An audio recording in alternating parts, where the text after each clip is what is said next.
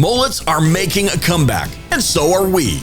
Welcome to day 4 of the Fixed Ops Roundtable Back to 80s event. Here's the winner to take it all, our host, Cara Delane. Good morning and welcome to the Fixed Ops Roundtable Back to the 80s event. I'm your co-host, Cara Delane. Life moves pretty fast. If you don't stop and look around once in a while, you might miss it. So take a moment to step back in time and join us for day 4 of our 20th event. Welcome back to the 80s with the Fixed Ops Roundtable.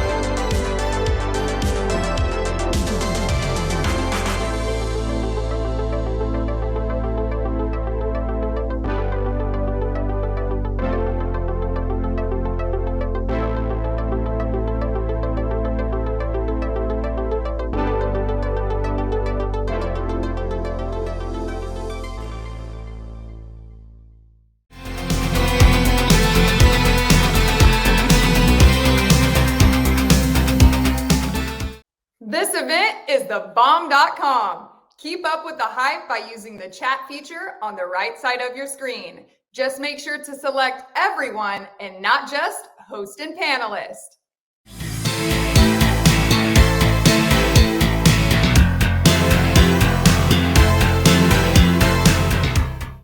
Feelin' fly? We're starting today off with our fave, Adam Marburger from Ascent Dealer Services.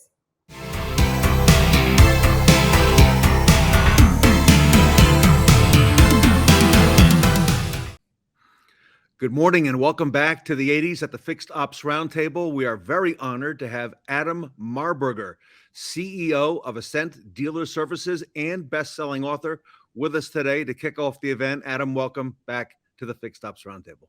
Ted, thanks for having me. As always, it's awesome just chatting it up with you, my friend. I am watching these last couple months and years of what you are doing on the variable side on F&I, and congratulations to you, my friend. It really falls in line and kind of setting the stage, for today in this event, that service and F&I and service are working together. And, that's really, kind of how I want to frame what we're doing today. Yeah, I mean, it's a very intimate relationship that those two departments serve. They're symbiotic. That's right. They definitely are. So, with that in mind, okay, there's a lot of changes in the marketplace. We're aware of it. We're seeing it, of course, the last 18 months on the used car side, on the reconditioning side. Reconditioning has become such a big part of fixed ops right now, getting those vehicles frontline ready and being able to do that in a condensed amount of time. Adam, I'm curious from your perspective, what does it take to win right now in F&I? So to win in F&I, there's really there's a couple pieces to it. I think there's 3 things that a dealer really needs to absolutely maximize every aspect. F&I, there's the front side, there's the back side. F&I is complicated. Can be. We're going to try to simplify it. But the 3 things are, A, having the right products that meet the dealer's needs and the retail customer's needs in their given market. So the first thing is having the right product mix. The next piece to that is having a layer, having process with a layer of accountability on top of that process. Okay. And then the last piece to that is having professional coaching and mentoring to grow and fuel the dealer's reinsurance position or dealer-owned warranty company, whatever profit share program that the dealer's in, is we need the coaching and mentoring to fuel those positions for dealers. So it's the right products, it's processes with accountability and professional coaching and mentoring that never ends. We need it forever. And you know what? I could close my eyes and you could be talking about fixed operations right now, because I think it's very, very similar, my friend. You're exactly right. Those processes are critical. A lot happening, and we're seeing it throughout the industry as well. So I also like your message that you've spoken about in terms of simplifying the F&I office. On fixed operations, we've talked about simplifying that and keeping it simple and modern for the consumer as well. What do you mean by simplifying the F&I office when you say that? I get asked that a lot. Dealers are always asking me, Adam, how can I make my F&I department, simplify it, make it easier for us? We want to grow it, but we just need to make it easy. And so what I've done is I break F&I into 4 different pillars. The first pillar is the transactional pillar. F&I professionals need to be incredibly sound from a transactional standpoint. We need to know our lenders in and out. We need to know our internal processes in and out. The F&I manager that just starts, we want to quickly start selling stuff. Like, we want to get straight to learning how to use a menu, but we need to master the transactional side. So that's the first pillar. The second pillar is the sales pillar. That's where we get into actual processes, factory warranty presentations, menu presentations, the art of getting involved in transactions early. And the third pillar is what separates from average to elite. The third pillar is the relational pillar. This is where the F&I manager decides, hey, I want to be an F&I professional. And we start studying human psychology. We use servant leadership. We learn how to identify personality types to help consumers transact the way they want to transact and not the way we want to transact. And then the fourth pillar is the compliance pillar. You know firsthand how critical it is today in 2023 to be uber compliant. So when I go into a store, I identify each pillar and I look at things from the sky. What can we enhance and critique and fix, or completely, in some situations, overhaul? And we focus on each one of those pillars. And when we do that, we maximize and simplify. You talk about several things there. I'll go back to them. Compliance. And we've had a lot of talk here on the roundtable these past 6 months about safeguards, and that's coming up soon as well. When you mention menu presentation, again, I could close my eyes. You could be talking about a service menu presentation. And it wasn't not that long ago at a Marburger that there was a lot of resistance, remember, on the front end to having F&I show a menu. Oh my gosh, imagine that with services. And now in service, we talk about showing a menu consistently every time to every customer and giving them some options. Adam, also one thing I want to ask you about, how about transparency?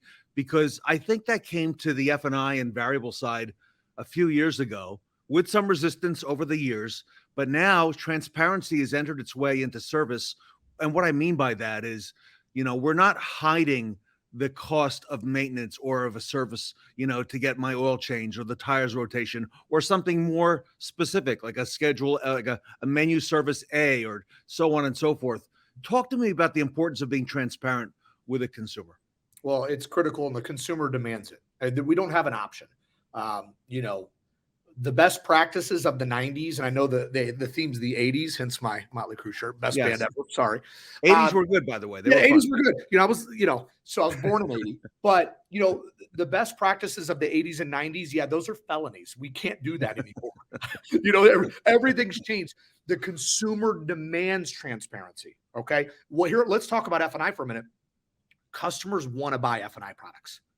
They don't want to be sold F&I products, but they want to purchase them. And having a menu and a menu is a tool, whether you're in service or F&I, it's just a tool. It's a tool to elegantly display your product offering in a non-salesy atmosphere to get engagement out of the consumer, to handle and help the customer make a decision, right? So it's critical that we're over transparent. When a customer asks what a product costs, we tell them. We don't hide. We're not trying to slide anything by the goalie anymore. We want to keep our chargebacks low. I talk about this all the time. It's not about what you make. It's about what you keep. And I see F&I people all over beating their chest. I'm running $3,500 a car, but their chargebacks are 30%. And they're looking for a new job every 12 months, right? So today we have to be over transparent. And by doing that, we will sell more. we will make more, and we'll be able to sleep at night much easier. How about from the dealer's perspective? You talk, we mentioned sleeping at night, right? That's something we all like to do. I think these are two of the big profit areas that remain for a retail dealer. I mean, we've had a couple of really good years. A lot of great things have happened with shortages on inventory and so on. But, now, that's changed a little bit, right? And things have opened up a little bit more. And, I mentioned earlier the interest rates and so on. F&I and service and parts, fixed operations, those are two areas that the dealers can count on for profitability if they have their house in order, like you're saying. Yeah. Amen. Absolutely. I have a saying in our agency is it's important to sell a car today, but it's more important to sell a car tomorrow. And for years, F&I managers have been trained how to overcome objections and close people on products. But we were never taught about dealer retention and the importance of retention, and having F&I managers have retention up here and not back here, thinking about it up front. Because what do we really want? What we want to do in F&I is we provide solutions to problems that all customers don't realize they have. And we want them to be happily engaged in the service department, so the service department can do what they do well. And then our consumer will come back and buy another vehicle. That's what it's all about. How do we get our customer happily engaged with the right products into our service department so service can then feed them back? It's a symbiotic relationship. And if we focus on that and we're intentional, we can build a beautiful masterpiece within the four walls of that dealership. I love it. I got to ask you, I see the Motley Crue t-shirt. Motley Crue, one of your favorites? Or you know what? I grew up loving Motley Crue. Love Motley Crue growing up. And you know what? With our event is full. We've got 80s imagery, 80s hair. Remember all the 80s hair, right? There was a lot back then. And 80s music. So we're having some fun with that as well. We're talking to everybody today. What's that? Love the themes. I think it's cool. I love what you're doing with the themes. It's fun. The themes I think are important because it keeps things fresh, right? And otherwise it would be the same old. But what amazes me is every time we come back and do this Fixed Ops Roundtable, every 4 times a year, every 3 months or so, it's amazing how much has changed since the last one, and there's new things that we weren't even aware of just a couple months ago. So it is constantly moving and it's constantly changing. Adam, how important is F&I, the role of F&I, going to be not only in today's automotive environment, but as we look down the road the next 3 to 5 years moving ahead? It's critical that we pay attention. And I know during the pandemic and even post-pandemic, dealers were in control. F&I managers ran higher PVRs in the history of F&I. The product index was higher than it's ever been. It shows that consumers want to buy the products, right? Well, here's what happened is we weren't training and we weren't developing our skill. Not all of us, but most of us we were in Disneyland. It was Disneyland for car dealers. Well, now it's difficult. It's getting harder. Profit margins are shrinking on the front. We got to pick up on the back. And so right now it's absolutely critical because the influx in cash, these interest rates are forcing consumers to write checks for vehicles. I'm seeing more cash lately than I've seen in a very long time. And real cash. Real cash. Customers aren't wanting to pay 8, 9, 10%. They're writing checks. So how do we deal with the customer? And this is what we specialize in our agency. Is kind of separates us is when a customer says, I don't want any of that stuff. I got $500,000 in my savings account. I'm paying cash. I'm good. Well, how do we deal with that customer? Because it's not like payment manipulation isn't there. Repair scare isn't relevant. Customer can willingly pay for anything they want to pay for. So we have to use human psychology, servant leadership, and really logic and common sense to handle those objections.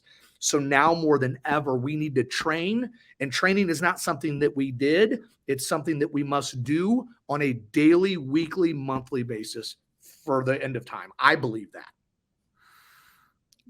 I think back to when the world changed just a couple of years ago, right? You remember that when that happened.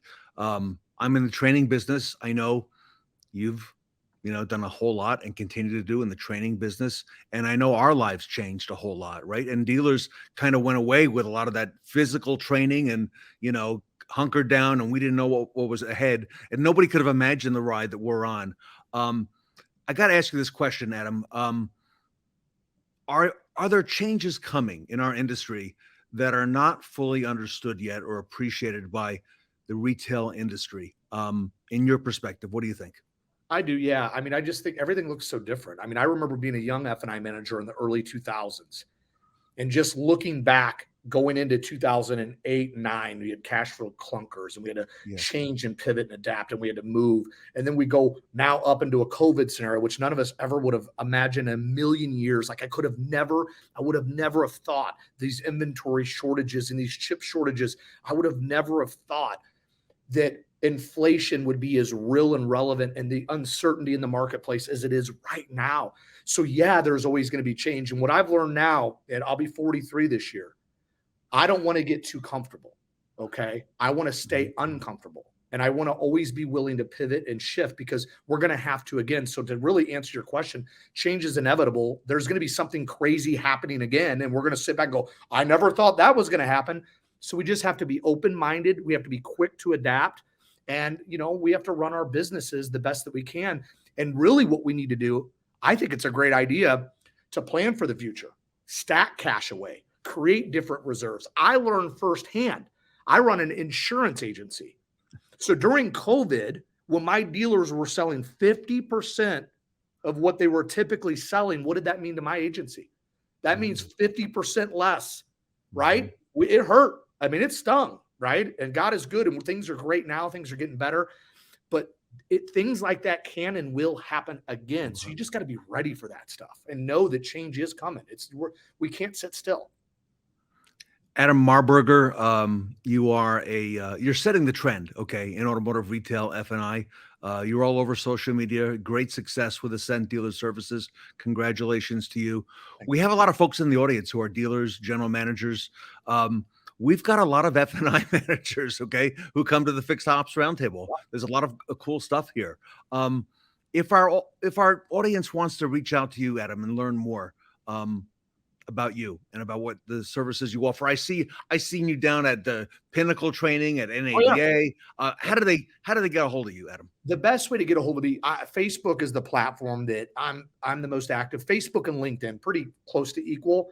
I'm all over LinkedIn. I'm all over Facebook. I'm starting to figure out the old TikTok. I need help. Forgive me for that.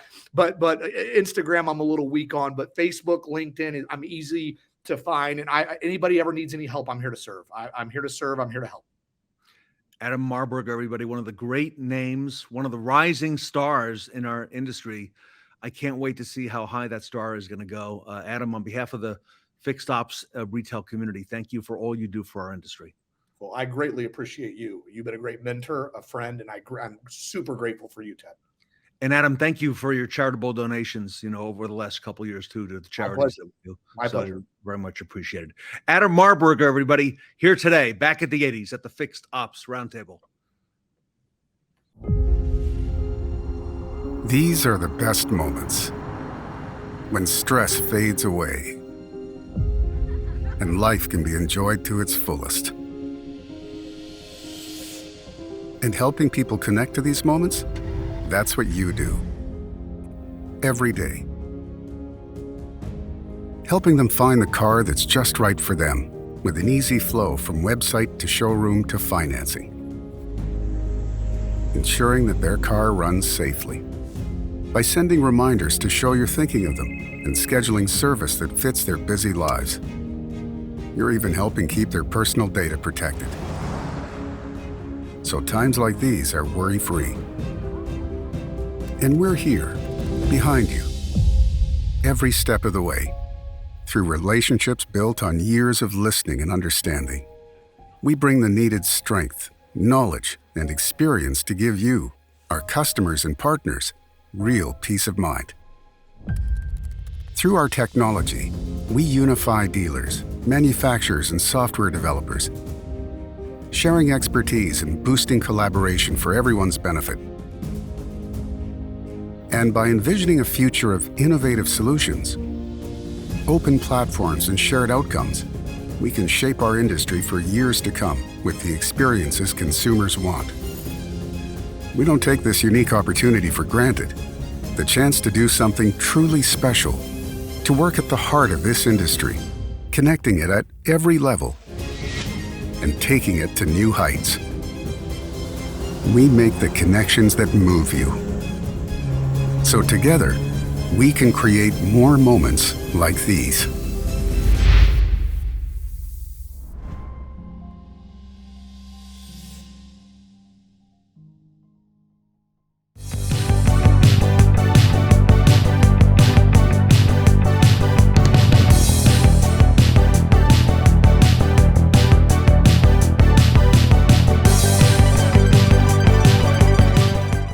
We're streamlining our way to our next speaker. Please welcome John Schulz from Streamline Auto Solutions by West Herr.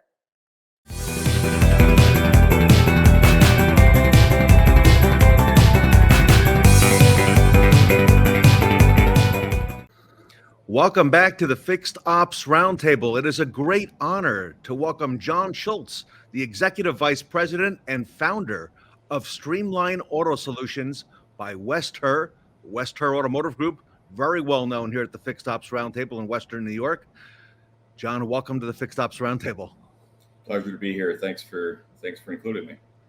John, so many people at the Roundtable these last few months have talked about Streamline, and I guess it got to the point where, you know, I'm hearing about it everywhere. There's a lot of things happening right now in the market. You know, we've watched used car values, you know, these past 6-9 months, you know, make a lot of different moves. So very honored to have you here. And if you don't mind, on behalf of the Roundtable, I'd like to ask you a couple questions and find out more about Streamline today. Yeah, absolutely. Okay, so first of all, set the stage. What are you seeing right now with the credit market, with lenders in terms of automotive financing? Because that affects the entire dealership operation. Yeah, great question. So two things, two simple words. Buzzwords in the industry right now are affordability and loan to value. We all know what's going on with affordability. Used vehicle prices are exceptionally high. Customer monthly payments are at historically high levels. But the other part of the equation is loan to values, and that's the loan to value is defined as the total amount of money borrowed versus the vehicle's value.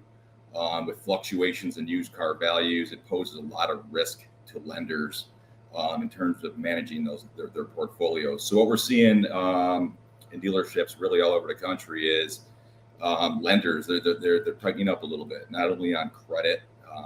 You know, the criteria to be approved for a loan is a little bit more stringent, but structurally we're really feeling it, right? You got loan to values, you got lenders want to finance a tighter loan to value structure deal. They want lower payment to incomes. They want to amortize vehicles over a shorter period of time based on the vehicle's age and mileage. And naturally, the pressure on interest rates, they're managing all that. So long story short, lenders are they're just being smart and cautious with the affordability and the loan to value concerns in the industry right now.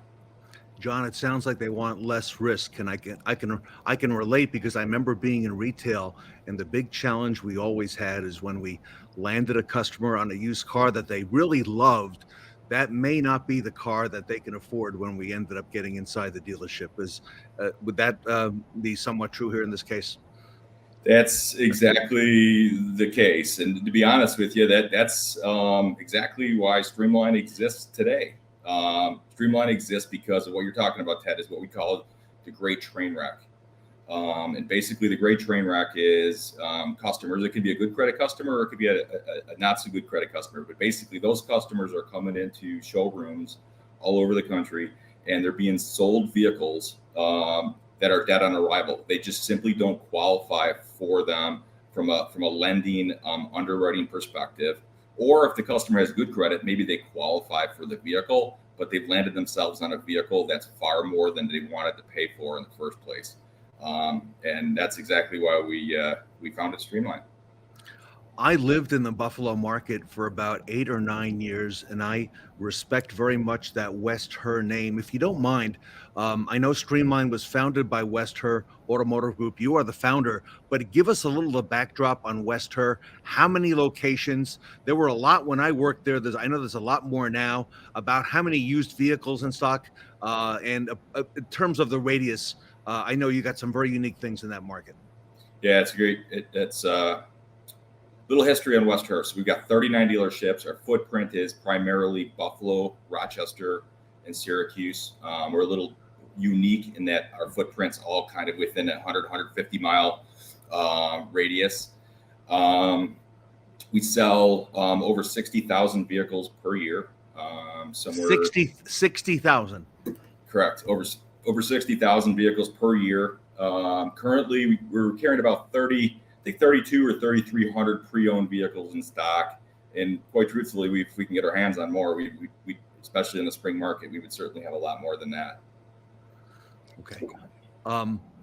Amazing. And, I've worked and trained in a lot of markets around the country. And I got to tell you that in terms of the dealership and the capabilities, Buffalo is a very respected retail car market. I did a lot of work with Ford Motor Company in that Pittsburgh, Cleveland, and Buffalo corridor. And I always enjoyed, coming back to Buffalo because the dealers there were very innovative. And this is no difference.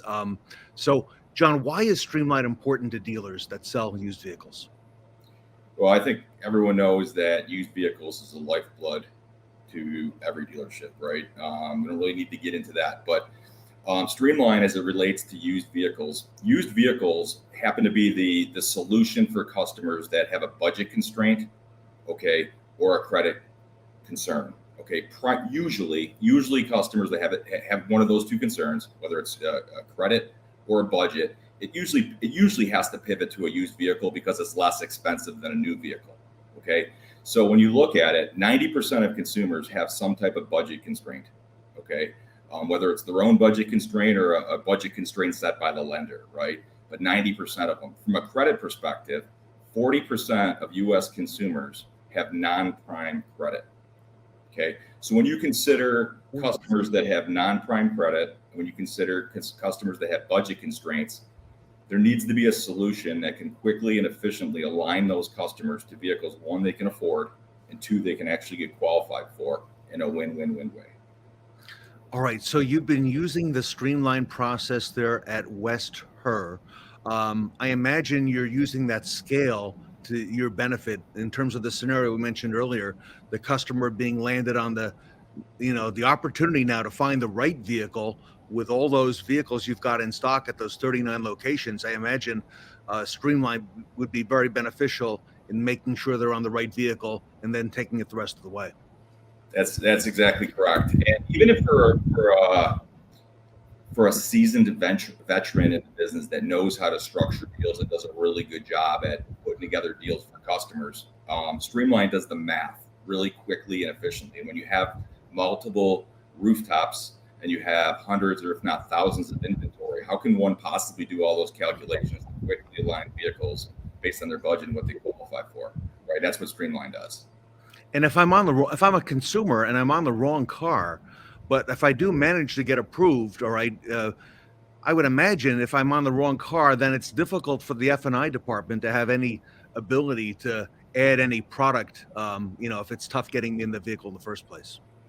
100%. Deal structure not only speeds up the sales process and helps dealers sell the car at transaction prices, gets lenders a fundable contract, but it also, from a customer perspective, it does a few things. The first thing it does is it saves them time and aggravation, humiliation, frustration.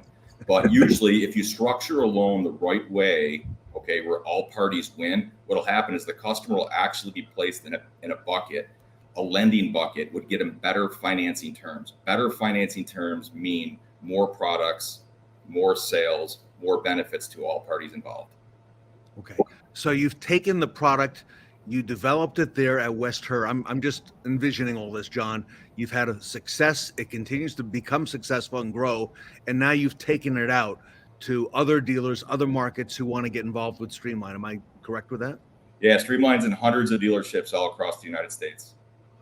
Wow. And is it just the software, or is there more to it than just that? No, it's simple as that. Streamline is by design built to be a simple tool to solve a very big problem in dealerships. So it's a software tool that can be used on a desktop. It's also mobile friendly as well. And I've heard they got some great training. I spoke to somebody earlier today who went to one of your training classes recently. Okay, yeah. We certainly do some great training for our clients and make it available to them and make sure their teams are know how to use Streamline and are aware of all the benefits of using it. Now, it seems to me that lenders would benefit from using Streamline every day, including today. I've seen things in the news about lenders, getting out of or into the retail automotive market. Would that be a fair statement? Yeah, absolutely.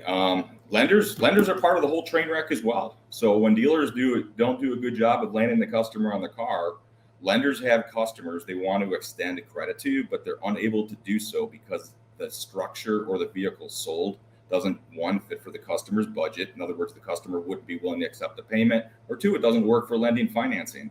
So one look at a lender's look-to-book ratio, which is the total number of contracts looked at versus contracts funded, will share the inefficiencies from the lending perspective. A big focus here at the Fixed Ops Roundtable, John, has been reconditioning of used vehicles. I would imagine that dealers or dealer groups that have Streamline built into their process, this helps, streamline the whole reconditioning and the whole process in terms of, how we look at retailing those vehicles. Absolutely. 100%. When dealerships have success selling used vehicles, they become more profitable. When they service non-prime customers, those customers tend to go to dealerships that service their word. In other words, word gets out really fast, right? It becomes kind of like contagious, right? So once a dealership gets really good at addressing the customer affordability concerns or their credit concerns, they'll get more and more customers in their showrooms. When the dealership gets more and more customers in their showrooms, they're going to sell more cars from the variable side, and obviously from the fixed side. The service contract penetrations that come along with used cars, the parts, and just the service repair orders that come along with it. It's very powerful. We're speaking today to John Schulz. He is the founder and executive vice president at Streamline Auto Solutions by Herr. Herr Automotive Group is the largest dealer group in New York State, very highly respected.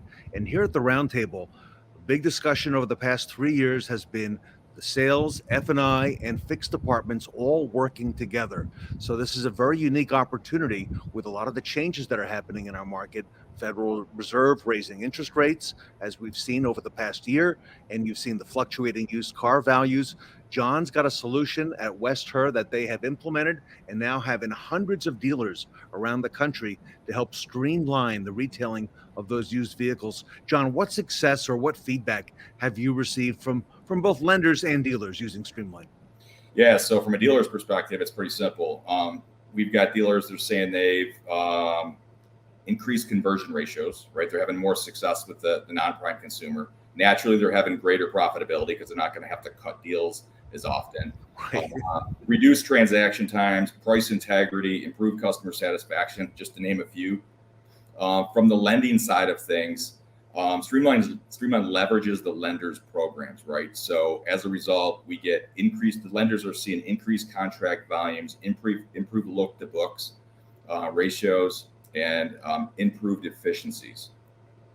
John, we have a lot of fixed ops directors who now share an office with the variable or F&I director because they have both F&I and service working together. Final question for today, John Schulz. How does a fixed ops department benefit when Streamline is primarily used by the variable sales department at the dealership? Yeah, I mean, it goes back to what I was saying earlier. Used cars primarily are the lifeblood of a dealership. All the benefits that come along with it. Streamline does have a sweet spot with used cars because of the pain points of customer affordability, and used cars are the primary solution for non-prime credit. So when a dealership is very good on addressing those two concerns, it ripples right through the whole dealership, where all departments, including the fixed operations, benefit. Everybody, this is the first time at the Fixed Ops Roundtable. Streamline Auto Solutions. I'm going to recommend that our Fixed Ops Roundtable dealers reach out to John Schulz, find out more about Streamline and what they can do for your operation as well. They've got a lot of experience. Herr did not become the largest dealer group in the entire New York State by accident. And again, they've had strong and historic growth, incremental growth over many, many years. John, if our audience wants to reach out to you, learn more about Streamline, what's the best way for them to do that?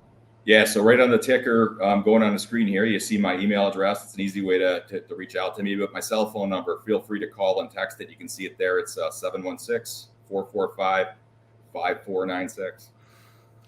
Exciting opportunity, John. John, congratulations to you on all the success you're having. I've been reading all about you in the news, so great to have you here on the Fixed Ops Roundtable. Hey, thanks, Ted. Pleasure to be here. Appreciate it. John Schulz, everybody, from Streamline Auto Solutions by Herr, here today, back at the 80s at the Fixed Ops Roundtable. Thank you, Ted Ings, and welcome everyone to War Cloud Jeopardy, where the objective is, as always, is to optimize your profit. Please welcome Corey Roberts and Scott Bertelman. Our board today, Category 1, Mission Impossible, Numbers Don't Lie, Man versus Machine, and WIFM, What's in it for me? Let's go to the board. Corey. Jim, I'll take Mission Impossible for 100. Mission Impossible for 100. Previously thought impossible, it is the only company that processes warranty claims in mere seconds. Jim, who is WarCloud? That's correct. Scott. Jim, I'll take Numbers Don't Lie for 200. Dealerships use this solution to reduce warranty expenses by over 50% while simultaneously growing revenue 12.4%. Who is WarCloud? Exactly. I'll take Man versus Machine for 300. The only company that provides a solution using automated machine learning, not humans, to capture allowances, fees, additional tenths of labor, and automatically submit for payments within 24 hours. Who is WarCloud? Exactly right. And finally, WIFM for 400, Jim. The only automated warranty solution that doesn't get sick, take vacations, or quit. Who is WarCloud? Exactly right again. The answer every time is WarCloud. And for those of you watching, if you'd like to explore ways to improve your profitability by automating your warranty claims processing, scan the code on your screen or visit us at warcloud.com for a free warranty analysis today. Thank you.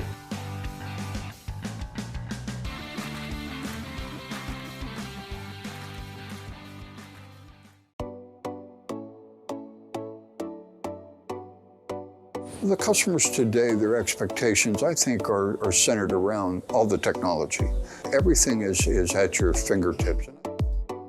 More people are accustomed to seeing kiosks, accustomed to using those types of devices.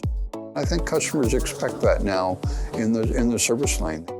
With all the technology there is now, customers come in and they just want to be in and out, and they don't want to stand around in line. The GoMoto kiosk, it's definitely helped with the morning rush.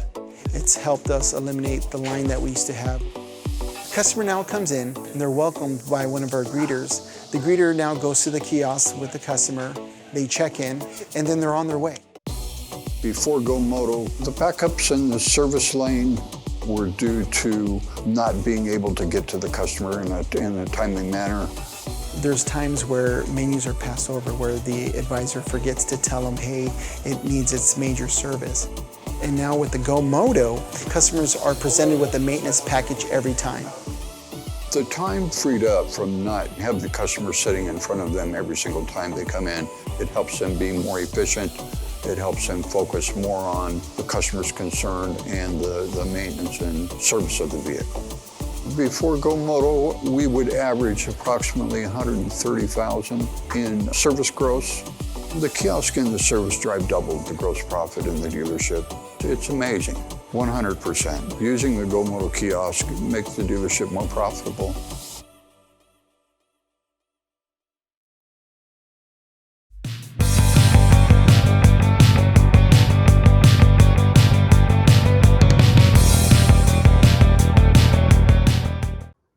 We've got the next panel ready to go. Learn all about gender balance and the power of 33%.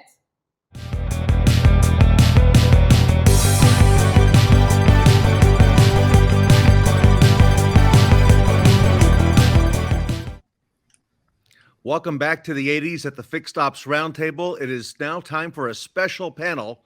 Roger Conant has been working behind the scenes and put together an A-list team that consists of Jeff Daniel from the Maple Hill Automotive Group, Eric Barbosa from the Cavender Automotive Group, and Cheryl Thompson. You will remember Cheryl. She's been with us before. She's with the Center for Automotive Diversity, Inclusion, and Advancement. Everybody, welcome back to the Fixed Ops Roundtable. Thank you for having us, Ted. Mm-hmm.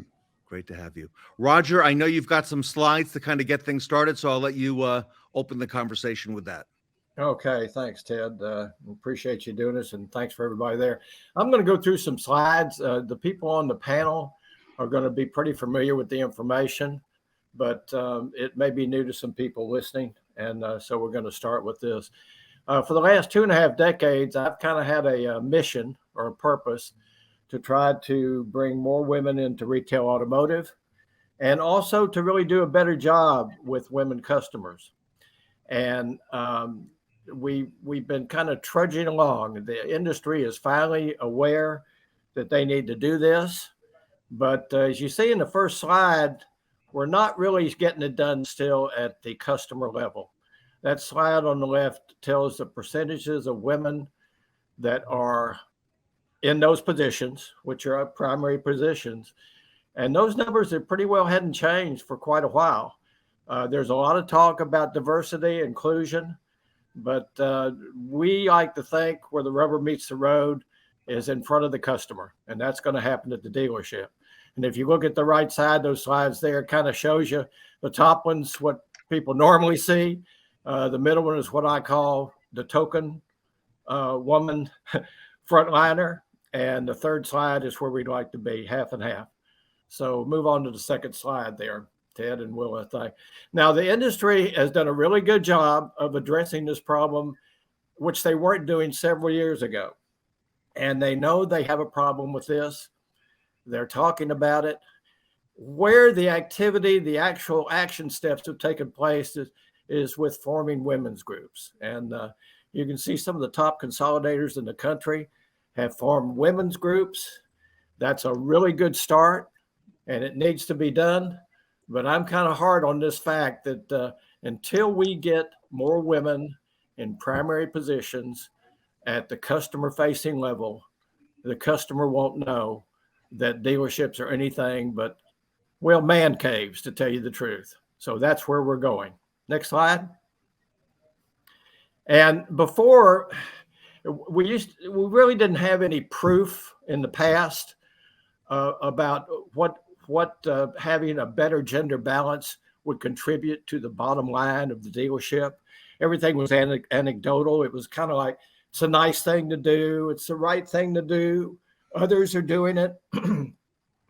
Early last year, a group, this was actually done by a group in England that did it.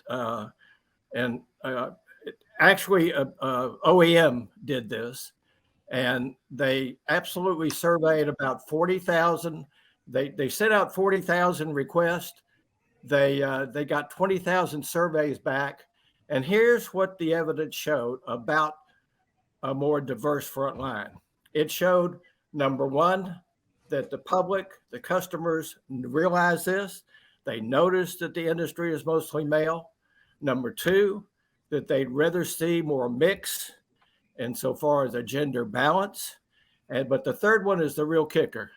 They said in pretty good numbers that if they saw more gender balance, it could make a difference in their perception of the store. And that's the first hard evidence I've ever seen after following this for 2 decades, that somebody really asked the public, is this going to make a difference in the bottom line of the dealership? And we think we've got the evidence to do that now. Next. There's also something that has come into focus in the last, I'd say 2 or 3 years, is a principle or research called the 33% principle of critical mass. When I first started this several years ago, we thought we need to really get to a 50-50 balance. And quite frankly, that's going to be real hard to do in retail automotive. But recently I found research, pretty solid research, that says that you really don't have to get to 50%. Your first benchmark, your first goal should be just 33%. Because in a group if you reach a 33% ratio of whatever minority you're talking about, that group starts to gain critical mass. It's a tipping point. Tokenism shifts to a more recognized minority. Think of nuclear physics. You know, if you add certain things in nuclear physics to an atom bomb, that's what makes things explode. The minority takes on more of a mind of its own, recruiting, retaining, and supporting more women. But that 33% seems to be a real breaking point where you get out of tokenism and into some real movement. And if you look at the figures on the first slide we're not anywhere near 33%, okay? So, but that's pretty solid research too. Next slide. And there's some proof that this is working. For instance, there's a international group that called the 30% Club. This was started in the UK, 2010. And what they wanted to do was to build female representation on the boards of big companies. All right. The boards back in 2010 had about a 12% average of women directors. And this group has really seen progress using that 33% principle, because they've moved from 12% to 40% in just 12 years.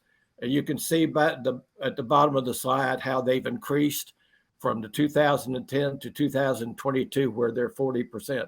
As long as they have a goal and intention to reach 33%, it seems to really be a tipping point. Next. And so just a reminder, this slide, I have the big 33% there. This is where we are right now in the industry. 19%, actually, it's about 20% the advisors. The fixed ops seems to have the most movement insofar as gender balance. The rest of them could really use some help. So with that, finish with the slides. And what I'd like to do is to bring in someone, and I'm real familiar with Cheryl Thompson, who's, well, I would call her a lifer with Ford, right, Cheryl? I mean, you started out in Ford manufacturing, but when I brought this 33% principle up to Cheryl, she said, I've seen this actually in action, Roger. I've seen this actually take place in my career path. So Cheryl, first of all, tell us a little bit about Cadia real quick, and then I'd like for you to share your experiences with that critical mass reaching 33% and how it takes on a mind of its own. Yeah, absolutely, Roger. Thank you. Great introduction. I love the slides that you shared. You're right. I was a lifer at Ford Motor Company 31 years, and in manufacturing, came up through the tool and die trade and then went into engineering. And, my time has been spent across vehicle and powertrain manufacturing, engineering, and operations. And I spent a couple of years at a tier 1 supplier. So I've lived the experience of being the only woman in the room. I didn't really want anyone else to have that experience. And that's why I started Cadia. So Cadia has been in existence since about 2017. And we're a membership and organization with about 90 members across the automakers, the OEMs, tier 1 suppliers, and some of the dealer groups. And we do education and awareness on why is diversity, equity, and inclusion important, and provide the tools for leaders to really make a difference. So I love the 33% concept. I read a book called Powering Up by Ann Doyle, and she was talking about critical mass. And, any change effort, when you see that critical mass get on board, that's when we start to really see the rubber meet the road, right? And what Ann was talking about in her book was, at the time, Ford had a 33% stake in Mazda. And that allowed Ford to keep some of that control that they wanted. So this 33% has always kind of been in my mind. So I was the only female on the leadership team. I was in powertrain manufacturing engineering at the time. And I noticed that I sometimes felt like the token. I wondered, do they really want me here? Am I just the token? I felt lucky to be there. And so I didn't speak up sometimes because I felt like, are they going to listen to me? When I did speak up, sometimes I felt like I wasn't listened to, or you've probably heard this before. I spoke up it wasn't really heard or listened to. Somebody else says the same thing, and it's all of a sudden the best thing since sliced bread. So, that was the experience I was having. We had 2 females join the organization from other areas of Ford, and they were just a level higher than me. And I started to see some things changing. But what really, really made an impression on me is there were 2 gentlemen that used to sit at the head of the table and lead the operating committees all the time. And they weren't there. And so the 2 other women sat at the head of the table. We're in this meeting, and all of a sudden I'm watching the room, and everyone's kind of like shifting around in their seats, feeling, I could see they visibly looked uncomfortable, right? And so for me, it was like, wow, there's that 33% that Ann Doyle wrote about. I'm seeing it in action. And I started to watch dynamics, like the group think was now being broken up by, one of us would say something and the other would back the other one up, right? So it wasn't, our voice was being heard. I also saw real problems getting solved, problems that had been kind of swept under the rug before, or, people not speaking up when groupthink was going on. That was no longer happening. So I saw a huge improvement in the performance of the organization. And, when you see that 33% at that level, that's where the decisions get made. And so when you were showing your chart, in my world, I always look at it looks like a pyramid, right? We've got great diversity at the entry level. In fact, we've got the best diversity on the plant floor in manufacturing. But as you start to go up that leadership pipeline, that chain, right, there's less and less diversity. And so for me, if I can see that 33% in those higher level positions, or in my world, it's where it's customer facing roles, like you said, there are roles, anything having to do with profit and loss or how the business makes money. That's where we need to see that more diversity or more women, right? Those are where the decisions get made. So for me, I saw it in action, and it was very, very powerful. Cheryl, that's as good as it gets. You telling your story there and sharing the color of watching this over years around you. So I really appreciate that. That's excellent. We have a couple of guys who, by the way, we're going to need the guys to move this needle. I will guarantee you in this industry. I've got 2 gentlemen that are already there.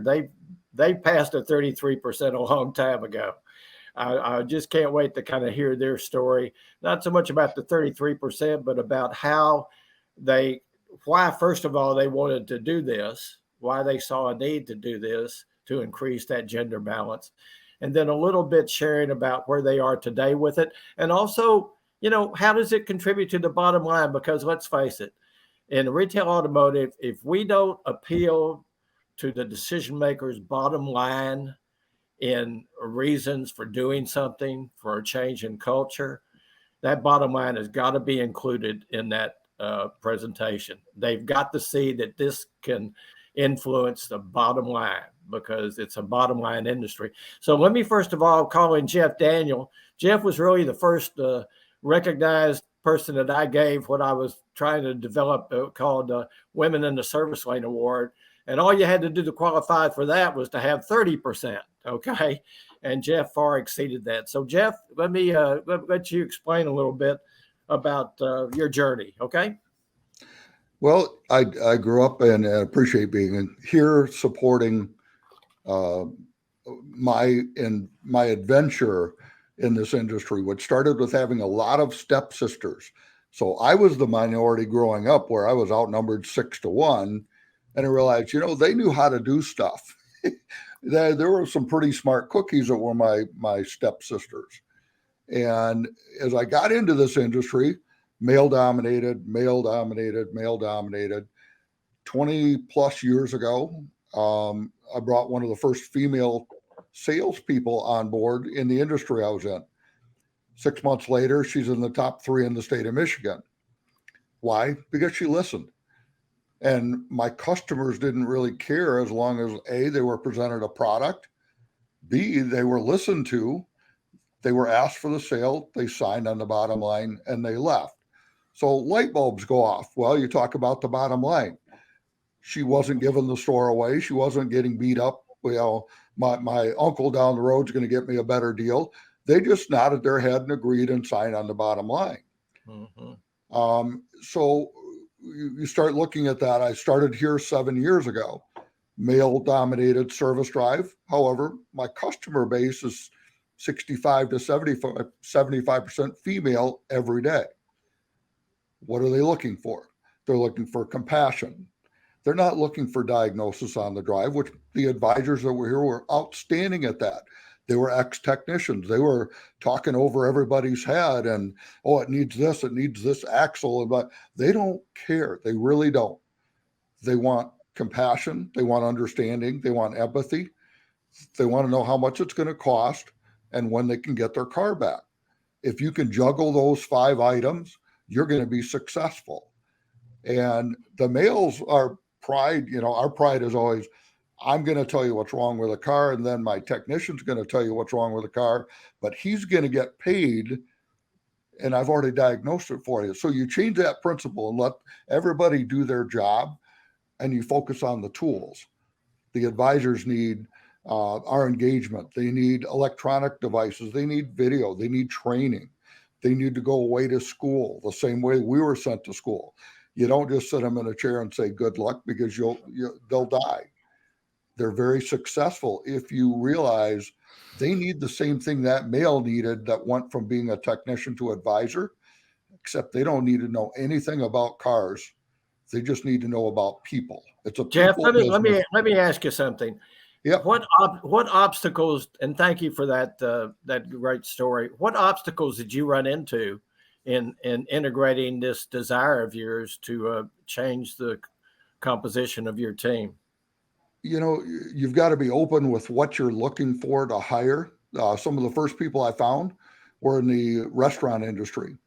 The people that were served, your meal came out cold and they did an outstanding job of taking care of that for you. It wasn't that person's fault, but if they realized you weren't drinking your drink or you weren't eating your food and they snapped up on it, said, what's wrong? What can I do to fix this? That's the person you hand your business card to. If you're looking to do something else, we do the same thing all day long. And just instead of dealing with a steak and potatoes, we're dealing with an engine and a transmission. If you can do this, you can do this. The obstacles where they don't know anything about cars. Number one thing, they want to be talked to. They want to be intelligent. They get overwhelmed when a customer requires more information than they have at their fingertip. That's the downside. If too many people just beat them up because you don't know you're a woman, that's my job, is to tell them, okay, this is how we're going to teach you the next thing. So you teach them enough to carry on the conversation. Their job is not to diagnose, and the customers have changed wholeheartedly in their presentation. I get more, God, I was greeted with a smile. I got greeted at my car.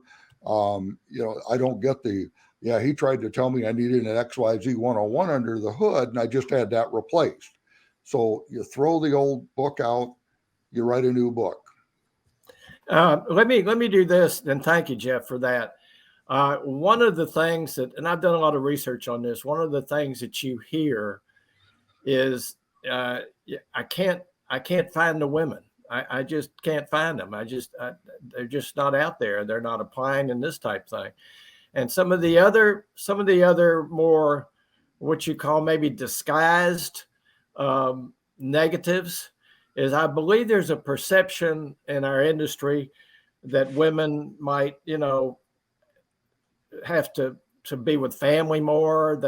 They're not as nose to the grindstone, working extra hours. They may have to leave for some kind of a family situation. I'd like Eric to speak to that, because Eric, he's more enthusiastic than I am, and that's really hard to do, folks. But Eric has a theory about what you really have to do in order to accommodate a better gender balance from a manager's standpoint. Eric, would you share a bit of that with people? As far as accommodate the schedules, the traditional thinking of bell to bell, the pay plans, to attract that talent. Is that what you're referring to, Roger? Yeah, because we know there's an underlying, I hate to say, not prejudice, but there's a perception that women are going to be more difficult as employees than men. If that perception's out there, and I understand it's not my reality. It's never been my reality. I'll tell you, raised by a single mom, I just saw a hardworking human being, and was raised that way. And I'm blessed for that. And I've taken that approach when I hit the working environment and turning 18, and then I got into the auto industry. And it's never crossed my mind that way. So I think that's just for me, because that was my story. But now that I am in a leadership role, I know that does exist for some people, and understanding that maybe I didn't know what my mom went through, working late and doing what she did. And now I get to understand that. And I wanted to break those barriers so that other young women, married or not, single moms or not, have the same opportunities. And one of the things was pay. Why do they not come into our industry? The commission is scary. They're balancing a lot of things, and not knowing where that paycheck's going to come could be scary. It could be scary for males as well. But I felt like that was a big point when I was interviewing more women or females. The other thing was the schedule. Let's be realistic. The majority of the household, if you have kids, they're dropping the kids off at school and have to be there at a certain time. So making it at 8 a.m. maybe wasn't a possibility. So shift 30 minutes, make it 8:30 or make it 9, a different schedule. And what it did for us, or for me, was it opened a whole new pool of talent out there that maybe didn't consider our industry because they heard bell to bell, they heard commission, they heard non-salary. Then, when you gave them that opportunity, even weekends off, like that's a big deal. But if you get people that are efficient and organized in these metrics, you'll find out they'll start performing. They'll be way more efficient. And then they choose to be there and change their schedules because they like what they're doing. That's been my reality with that. Thank you. I'm going to bring Ted in here. I'm sure he's got a few questions, and I'll turn it over to you, Ted.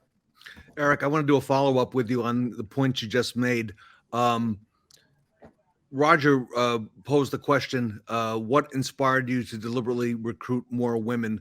Was your mom part of that inspiration, I would imagine, at an early age? Yeah, absolutely. Just because, again, it wasn't women or man. It was Matilde. She was doing what she was doing. And the other thing is, what really triggered the I'm going to go after 50% balance, which we made up to 47%, was going to an automotive conference and really feeling the minority as a male around this group. And I was like, wow, this feels different. And I'll be honest, I didn't like the feeling. And it was uncomfortable. And then I said, wow, so that's how I feel. Then those two things inspired me wanting to remove that. And then realizing what it does to the bottom line, because the performance is just, it's great. I want to talk about that, the bottom line, if I can, for just a moment. By the way, you're not afraid to try and do things. I know we met several months back with Jeff, and we talked about a different type of work week environment, and you've had some experience with that. And I know you've got to see both sides of that coin, but again, kudos to you, Eric, because you're not afraid to try something out of the box. Yes, sir. The research that you did, and you and I are having a separate segment here on the roundtable about that, but you did some research on women and men and pay differences. What did you find? Would you mind sharing some of that with us? Yeah, just again, we were 47% represented, pretty close to 50-50 balance between 107 employees. And what we realized is when it was balanced, not only was there not a gap it went to the other side. And what I mean by that, the females were outperforming the males. Look out. So when you see that, and again, guys, I want to make this point. I am not about just the male female part. I'm about the right person in the right seat. And when you put that person, no matter what the gender is, and I think we alienate that specific female portion because they don't have those opportunities. They not only, I say this a lot, they not only deserve a seat at the table, they deserve a seat at the head of the table because they're competitive. The numbers are there. Pay plans didn't change, same positions, but for some reason, this one's performing at a different level. And we have the data that backs that. All right. What I want to do now, just a quick lightning round, starting with Cheryl, then over to Jeff, and then over to Eric to bring it home. Here we are in the middle of May 2023. We're halfway through the second quarter. You have a lot of peers watching, everybody, fellow dealers, general managers, service directors, fixed ops directors, influential people throughout the industry. What piece of advice should we be aware of looking out over the horizon into the rest of 2023 as leaders in the industry, something or some things that you would recommend? And if you do that in about a minute or less, again, Jeff first, if I may, and then Cheryl, and then over to Eric. There is not a book written that teaches you how to manage that is proficient and written in the last 6 months. If they're 30-year-old books, throw them out. If they're 10-year-old books, throw them out. It's an ever-changing industry. It's a phenomenal industry to be in. The opportunities are over the top for everybody, but you have to open your eyes and ears and realize times have changed. You better change with them. My staff right now is 80% female, including managers. I've got 10% of my technicians are female. We're very gender balanced throughout the store because that's what my customers demand. And our ROI is second to none, in my opinion. So they're out there. Find a way to look, reach out to people that are on panels like this and find out what are they doing different. And Jeff, you're with the Maple Hill Automotive Group in Kalamazoo, Michigan. Cool. Cheryl, your thoughts? Yeah, so I love so much of what Eric and Jeff shared. I would just say, what Jeff said about finding women, a server in a restaurant, right? Be creative. And once you get a few women in there, then they're bait to attract other women. And then I wanted to underscore what Eric said as well, looking at what do women need and not being afraid to make those changes to meet their needs. And when you make things better for women, it's better for everyone. There's something called the curb cut effect. So think about the cut that's in the curb so wheelchairs can get up over the curb. That doesn't only help people in wheelchairs, it helps anyone riding a bicycle, somebody pushing a stroller, someone pushing a cart. So it's the same thing here. If we can make our systems and our processes better for women, it's going to make things better for everyone. Again, then pointing to the bottom line. And Cheryl, I think what these gentlemen also pointed out is that it's recognizable to the customer as well when we have a diverse employee base. Okay, and it's recognizable when we don't have one as well. So absolutely, I think it's very appropriate. Eric, if you would bring it home. I agree with both of them. Jeff said something about knowing your audience. They're the decision makers, or they influence that decision. And then Cheryl, as far as don't build a box, break the box, try things different. I mean, if it doesn't work, you'll learn from it, and if it does work, you're a hero. So don't stick to the status quo, and get aggressive. Make it part of your strategy to open things up. Great advice. We'll leave it there. Roger, I want to thank you so much for putting the panel together. We're greatly appreciative to you and all the contributions you make to the industry on behalf of the fixed ops community. So Roger, thank you. I want to thank Jeff Daniel, Cheryl Thompson, and Eric Barbosa for being with us here today. So the A-list panel here today, back at the 80s at the Fixed Ops Roundtable. With the current automotive sales and supply chains uncertain and unreliable, there is a more sustainable way to meet and exceed the goals and profitability your dealership is aiming for. The answer? Fixed Ops. A shift in dealership operations has occurred, giving the service and parts department enormous profit opportunities, eclipsing vehicle sales revenue. Introducing Update Promise. Our innovation, your solution. Update Promise has the solutions to bring your fixed operations to their most efficient and profitable potential. Offering an all-in-one state-of-the-art product that combines online appointment scheduling, tablet vehicle check-in, AI-driven communication with status updates utilizing text messaging, multi-point inspections with video and photos, mobile payments, plus so much more. Well, there's a few different aspects. One thing that's tough is finding a tool that could do all the customer experience things like, wow, I can schedule online, I could do a mobile check-in on the service drive, I have a digital multi-point inspection, I could actually do videos and pictures. At Update Promise, we recognize dealership operations are just as manufacturer-driven as they are customer-driven. So in order to be successful, we start with a customer-centric approach to build consumer confidence. We do this by shifting behaviors and technology to better connect dealerships to their customers, giving them an elevated experience beyond a birthday card or a phone call. Update Promise makes it simple and easy for the store to communicate with the customer, which provides an upfront, transparent transaction that is completely new to the service department. I think since we've implemented Update Promise, I think it's really just streamlined the process and has made it super transparent, and it's easy to talk to your customer, talk to your technicians, and just overall have better communication instantly versus having to wait. You can text someone, call them. I mean, it's just a lot easier and it streamlines the whole process. Would you like to worry less about customer-related and dealership issues and spend more time managing and improving your team instead?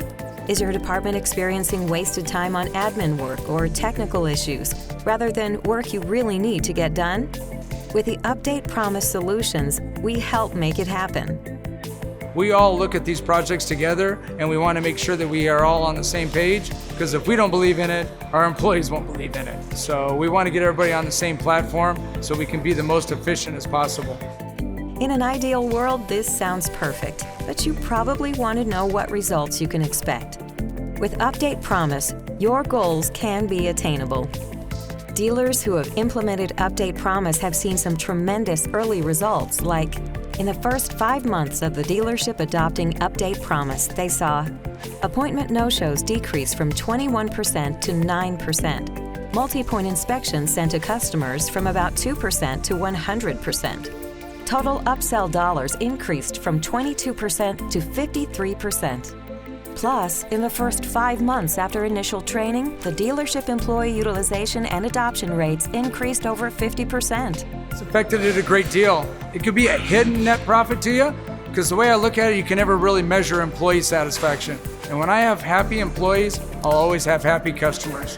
And that's a great benefit right there. Results like that, along with the time and cost savings, Update Promise can be that game changer you've been looking for in your fixed ops approach. We're able to actually track, hey, how many promises were actually served up to the technician?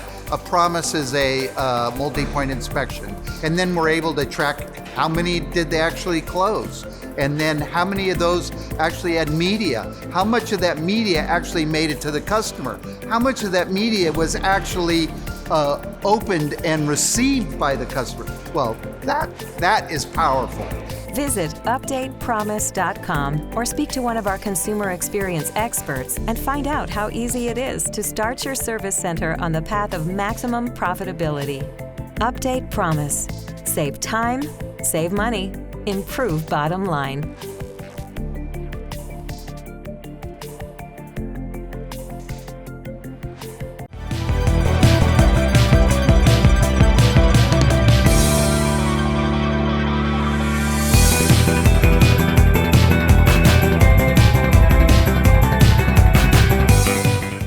No need to phone home when you could have Brooke.ai handle your calls for you. Let's go to Honda of Staten Island with Jeff Passenkoff and Tiffany Peeler.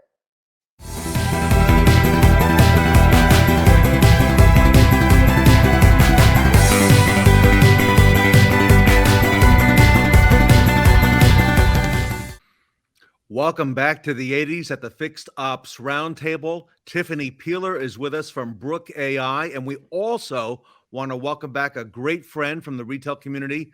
It's Jeff Passenkoff from my friends at Honda in Staten Island. Jeff and Tiffany, welcome back to the Fixed Ops Roundtable. Thanks, Ted. Jeff, you were on the show a while back. Congratulations. You're having a lot of success there, and appreciate all you do for Fixed Ops. You got a great name there and a great product. Yeah, I appreciate that, but it's all due to Brooke's hard work. It's amazing how it does its job itself. Jeff, it's an amazing story. I remember how you told me when you first brought Brooke in.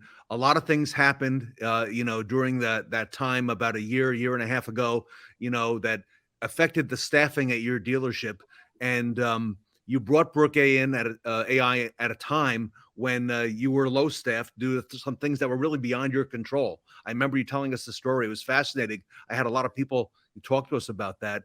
And Tiffany, now you've got some great new technology at Jeff's dealership. We do, yeah. So we're super excited to be here talking about with Jeff the results that he's seen with our upsell feature. We released this back last year, and we're here to finally talk about, the stats that we're seeing and how it's impacting stores. So a little bit about, our upsell feature. This is kind of an add-on to Brooke. We have a couple more coming this year, which we're excited about as well. But for this add-on specifically, what we're doing is we're actually upselling on the inbound service call, scheduled maintenance, as well as recalls. So basically what happens is when customers are calling in to Jeff's store, Brooke is able to say, thank you for calling Honda of Staten Island. Our records indicate that your vehicle is due for scheduled maintenance or that your vehicle has an open recall. Would you like to add that work to this appointment? And then the customer can opt in to adding those services to the appointment record. So it's really helping to drive up service revenue in Jeff's Honda store. Tiffany, I knew this was coming. This is out now and available right now. Oh yeah. We've got about 350 dealers live using Brooke today. And I think about half of them are taking advantage of this upsell feature as well. So yeah, it's live and we're rocking and rolling. All right. So Jeff, I know Honda, a lot of people coming in, maintenance, right, is the bread and butter. Tell us how's this working? It's amazing because it actually makes it easier for the service advisors because the customers are already aware what they need before they get here. Then the advisor will speak to them about the service, and it's like the second time mentioned to the customer, so they're pretty much all in. They're not blind to walking into a dealership and you have an advisor giving them advice on what the car needs. It seems like they're hearing it for the second and third time that they get it. The car needs this service, where they're not at first. They think they're going to say no to everything because we're not ready. Why does my car need it? It's more like they're hearing it over and over that it's a true story. It's not a made-up story because nobody trusts the dealerships anymore like they should. Tiffany, the customers in Staten Island they don't roll over, okay? These are tough customers. So, Jeff, I got to ask you, how have they felt about talking to a digital voice assistant? Did you get any pushback on that? No, well, I really thought at first I would, because that's what everybody's afraid of. I'm not going to talk to a machine. And so I got to tell you, the first month, I probably listened to it every single day because you kind of want to see if the customer's even getting to the point, getting to the right place. Are they going in the loop? By the fourth time they're making an appointment, was it a drop call? And once you have that all set up, they're just happy somebody answered the phone instantly. You do get some people that scream, older people that are not really used to it and know it, screaming at Brooke, I said recall, like they think they're really fighting with somebody while they're not. But it's just the point of the second they call, they're getting a response. And some people are against talking to Brooke and they'll get transferred to us, but it's so minimal. Right now I'm sitting in my office, glassed in, looking at my service department, and the phones aren't ringing, which used to scare you. You want your phones to always ring, but the people here, they're only calling if they really need to speak to somebody, or they're doing a follow-up because an advisor called. And you want to say the phones aren't ringing, that's not good, but the appointments are here and the people are in my waiting room. You look around, I have 25 people in my waiting room. So the business is here. Jeff, give us a little of the backstory on your shop. How many technicians, about how many advisors? I have 6 service advisors, and right now I have 15 technicians. I have room to grow and build. For a while, we at least thought hiring was a hard process, but it's not. It's not. If you offer the right pay, you will get the right talent. And it doesn't mean offer to anybody. We used to believe in the car business, you just want to fill a lift, hire anybody because they want a job, but that's the wrong way of getting into business. You don't want to just hire anybody. You want to hire the best if you want to be the best. All right. Now, Jeff, is Brooke handling all of those inbound calls, some of the calls? How have you got it set up right now? We have her getting our inbound calls, and also Brooke has its own BDC. They want to speak to live, because you're going to get everybody, I want to speak to Jeff. So they kind of get it. So she also has a group, because we use it for our own BDC too. So there's live people that answer the phones each day also. Yeah. So Brooke is taking the brunt of the inbound calls on behalf of Jeff's store. So a customer calls in, they press to go to service. Brooke is greeting them. Brooke is able to, appoint a percentage of those callers. Naturally, you're going to have a certain number of callers that ask to speak to a person for one reason or another. They might say representative. On average, our stores see about a 12 to 14% live agent request rate, right? So 12% of the calls, they're saying, hey, I want to talk to somebody. For those calls, we are transferring those to our BDC to handle on behalf of Jeff's store. So we've really been able to eliminate all of those inbound calls from the lane. We're talking 85% not reaching the store because they don't need to. Right. Which is great. And Tiffany, that's a big differentiator, that you've got this deep experience in proactive with the BDC. So you're able to go ahead and handle everything in that regard, in terms for a dealership like this. Yeah. I mean, we're able to just customize the package that, fits the stores. Some of our stores choose to call and say, hey, we want to eliminate everything from ringing into the lane. We're going to take our status check calls straight to our advisors. But other than that, we want to get rid of these calls so they can really pay attention to the customer that's with them in the service drive. And so for stores that want that sort of support, we're using Brooke, and we're using our BDC agents behind the application for anyone who needs to speak to somebody because they have questions or whatever the case is. And so we're able to kind of couple those things together to give them a full service solution. For other stores that have BDCs, they're just going to utilize Brooke to take the brunt of those routine tasks off the plate of their people so they can focus on the more complex tasks. And for those stores, we have a package for them as well. And then for the dealers that, want to take advantage of the upsells and they want to plant the seed with the customer on the inbound call that their vehicle is due for these services, then Brooke is able to do that.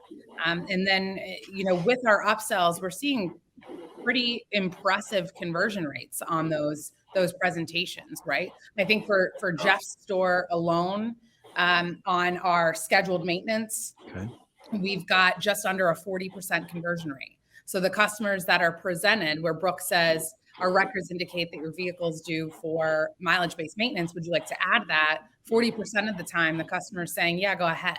And on recalls, it's 78% for Jeff's store. So 78% of customers where we say your vehicle has an open recall, they're saying, yeah, go ahead and add that to my ticket. Jeff, I've seen some stats that you're picking up tens of thousands of dollars in just the recall and scheduled maintenance upsells. But I want to go back to the recalls because this is amazing. Right now, a customer calls up Honda Staten Island. I make a service appointment. It probably verifies the car. You're calling about the, so-and-so vehicle. Yes. And then it lets me know, Jeff, that I've got an open recall on the vehicle. And if that's something I want to take care of when I want to come in. Correct. Wow. The only thing that's a little rough at first is if they're not our customer, because she just can't dissect a VIN number and know, which eventually I'm sure they'll get to that point. But if you're a customer, they're not even going to say your name. Hey, Ted, is this your 2012 CRV? Which is great. And they're helping me with recalls where I could pick what recalls, and they're also calling, their department is calling out and bringing me in certain recalls. So I could pick. There's no way a human being could do it that quick either. No, not at all. So, there's days that you're not super busy or it's a different time of the year. So you could pick recalls that pay 2 hours over one that pays 0.2, and you could build your business that way too. I mean, there's so many doors they're opening for us. We're kind of figuring out as we're going along, and they're great to work with. But we're picking and choosing at some points what we want to bring in. This way, we're guaranteed the time for all our technicians. Right. Yeah. And that's an important part of it, right? Sure. It's bringing in the kind of work that Jeff A wants and B can execute on in a timely manner. Correct. And Jeff, this frees up. By the way, here we are, middle of May. I know you've got a busy shop. You've got a great product, okay, in a very populous area, okay. This probably frees your people up to be able to have more quality time with the customers, to go over their needs and go over, the client services and so on. So sure, because they're already coming into the door. You know what recalls? You already know you have them for a couple of hours. So now you can work on what else you want to add in that time while they're here. Yeah. So on top of this is the way that I think about it. On top of the $35,000 in additional revenue we generated on just the upsell additions, not the appointments that were set along with them, but just the upsell additions. Just the upsell. Okay. Jeff is also likely realizing additional revenue because now your advisors are really spending that quality time with the customer, doing a proper walk around, helping to pre-book future appointments. And so that customer experience is really improving, and service revenue is likely increasing even outside of what Brooke is doing for him. Correct. Because of the skill of his people. They're spending more time with the customer. Jeff, how do your advisors like the fact that now, all the phones are handled by Brooke for the majority? They're getting the recall information, confirming that as part of the appointment up front. What's the reaction in terms of your people who work with the customers? Well, the smarter advisors are thrilled because they look what appointments are coming in and which customer look for. So the seasoned vets love it. The rest of the advisors that are new, they're still happy that their phone isn't ringing off the hook. Yeah. When it rings and it's at their desk, they know it's an important phone call, not someone that's going to pick up the phone and when they, do you know, is parts? Is this parts? So you kind of, helping them do their job. Because how many phone calls you used to get for something that's not important? That you would get to a point, why pick up the phone? I'm doing my paperwork. Right. So believe it or not, I get that advisors ignore the phone calls. You don't want to believe it, but let's talk about reality. That's a busy job. That's a busy job. All right. So Tiffany, this is available right now, and dealers, whether they're on Brooke or not, can opt into Brooke and be able to get the recall as part of what they do. Yep. Recall and scheduled maintenance. Absolutely. That's out and working right now. And we're excited that, maybe on our next roundtable, we'll be here talking about our next add-on, which is outbound. And we're piloting that right now. And, early results are looking pretty impressive. And so we're excited to talk about that on the next session with you, Ted. I don't want to get ahead of it, but Brooke for outbound? Yeah, Brooke for outbound. Whoa. Yeah, so we're super excited. We're making outbound calls on behalf of a couple of different stores right now, compiling initial results, and we're looking to launch that in the next couple of weeks. And the next time we're here together, we'll be talking about that add-on. So we're excited. No stopping us here. I love it. Jeff, I'll give you the last word. You got a lot of peers watching you, got a lot of dealers, general managers, service directors, fixed ops directors, a a lot of folks who want to make sure the phone gets answered. That's actually the number one topic now over the last 9 months at the Roundtable. Please answer the phones. Correct. So for those people watching this and who've been hesitant about, on the fence, should I do it? Should I not? I'll give you the last word. What advice do you have for them? You have to do it. It's a no-brainer. You could get 10 phone calls at the same time and they're all being answered. So no one's being put on hold. And believe it or not, once you try Brooke, you're going to stay with Brooke.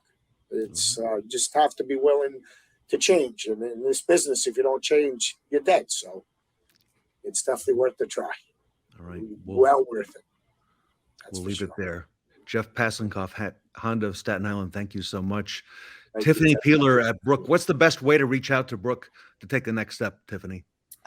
Just visit our website, either proactivedealersolutions.com or Brooke.ai.com, submit a contact form, or submit an inquiry to inquiries@proactivedealersolutions.com. We want to hear from you. We want to talk you through how this whole thing works and how we might be able to make a positive impact on your store. And by the way, Tiffany's on social media as well. So if you're not connected with her already on LinkedIn, do that. And Yes, I know please. she gets back to everybody real quick. So Yes, absolutely. And I want to say a special thanks to you, Ted, but also to Jeff. I mean, your words are so kind, and we Thank really you, guys. appreciate the support and the partnership with you. Oh, it's a great partnership. And Ted, also, it's great to see you again. Jeff, I'm going to come over and see you because I'm not that far away. I'm in northern New Jersey, so I'm just over the Goethals Bridge. So I'm going to come over and see you. That'll be great. Early this summer. So We could do a lunch one time. That'll be awesome. all right, Thank you so much. All right. And again, Tiffany, thank you for all your support. Absolutely. All right, everybody. Jeff Passenkoff and Tiffany Peeler, Brooke.ai. It's here now, and it's available, and it works. Here today at the Fixed Ops Roundtable back at the 80s.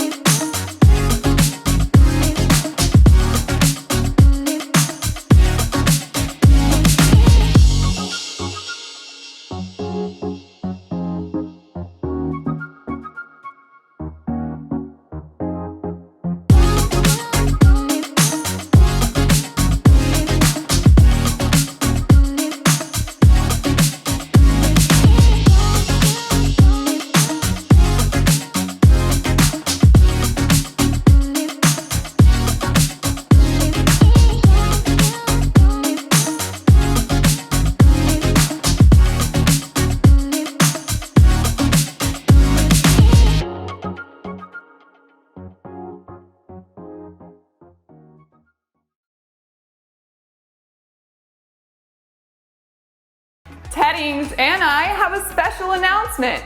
Fixed Ops Roundtable certified partners. You'll interact directly with our world-class dealers and retail advisory board and become a part of our trusted referral network.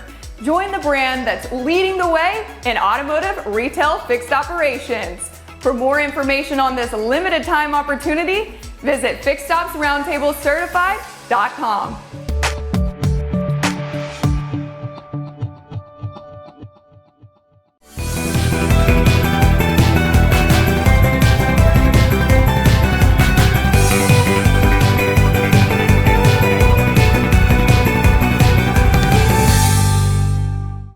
Please welcome NCM Associates and David Lantz.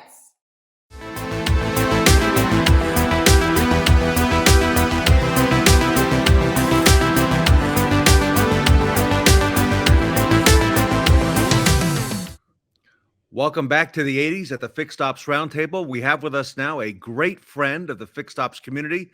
It's David Lantz. David Lantz with NCM Associates with a big report. Dave, welcome back to the Fixed Ops Roundtable. Thank you very much, sir. It's great to be back. I'm excited about this because I know this U.S. Retail Performance Guidelines comes out just, once a year, and we're going to get a chance to see it here. Yeah, and the timing is perfect. We literally just released it, so this is going to be probably the first audience that gets to see it. All right. Well, David, we're honored to have you. Got a lot of accolades. We did the keynote just a little while back with our good friend Tully Williams, and look forward to seeing you as well when we come to Sacramento. So good stuff. No, we can't wait to host you out here. We'll give you the grand tour of the city for sure. All right. Well, David, if you're ready, I'm ready, and I'll let you take it away. Yeah. Hey, Ted, just first off, I just want to thank you one more time, just putting on a truly spectacular event that just continues to elevate fixed operations. And I also just want to thank the other speakers. Just some great information is being presented. I always walk away with just pages and pages full of notes, and it's just doing wonders to elevate people's career and show them the possibilities within fixed operations. So thank you, and thank you very much to the other speakers. Great stuff. Thank you. So first introduction, my name is David Lantz. I'm the Director of Business Development at NCM Associates. I'm here to present our 2023 Automotive Benchmark Report. So as Ted said, we release this once a year. It was just released. Very excited to present this data. NCM provides many services to the automotive space, but we're best known for our industry benchmarks. And in our opinion, benchmarks are critical. Operating without benchmarks is like taking a road trip without a map. You need to know if you're going in the right direction. I will say we're going to be reviewing a lot of data today. The good thing is you don't need to write everything down. This deck is going to be made available to everybody. But this information is important. This is information that can change your business today. So with that, we will go ahead and jump right into it. And I love to start my presentations out with a quote. And this is a quote from the late, great Henry Ford. And he said, thinking calls for facts, and facts are found by digging. But he or she who has gathered this wealth is well equipped. And I would say not just well equipped for business, but well equipped for life. Well, the good news is we've got the facts. Now we just need to do a little digging to turn that facts into actionable data. So a quick tidbit on NCM. We're a 75-year-old organization, fast approaching 76, although we don't look a day over 20.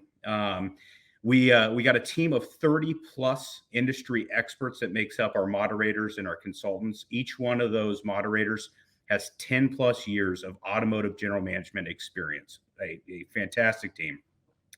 And we have advanced analytical and financial benchmarking capabilities.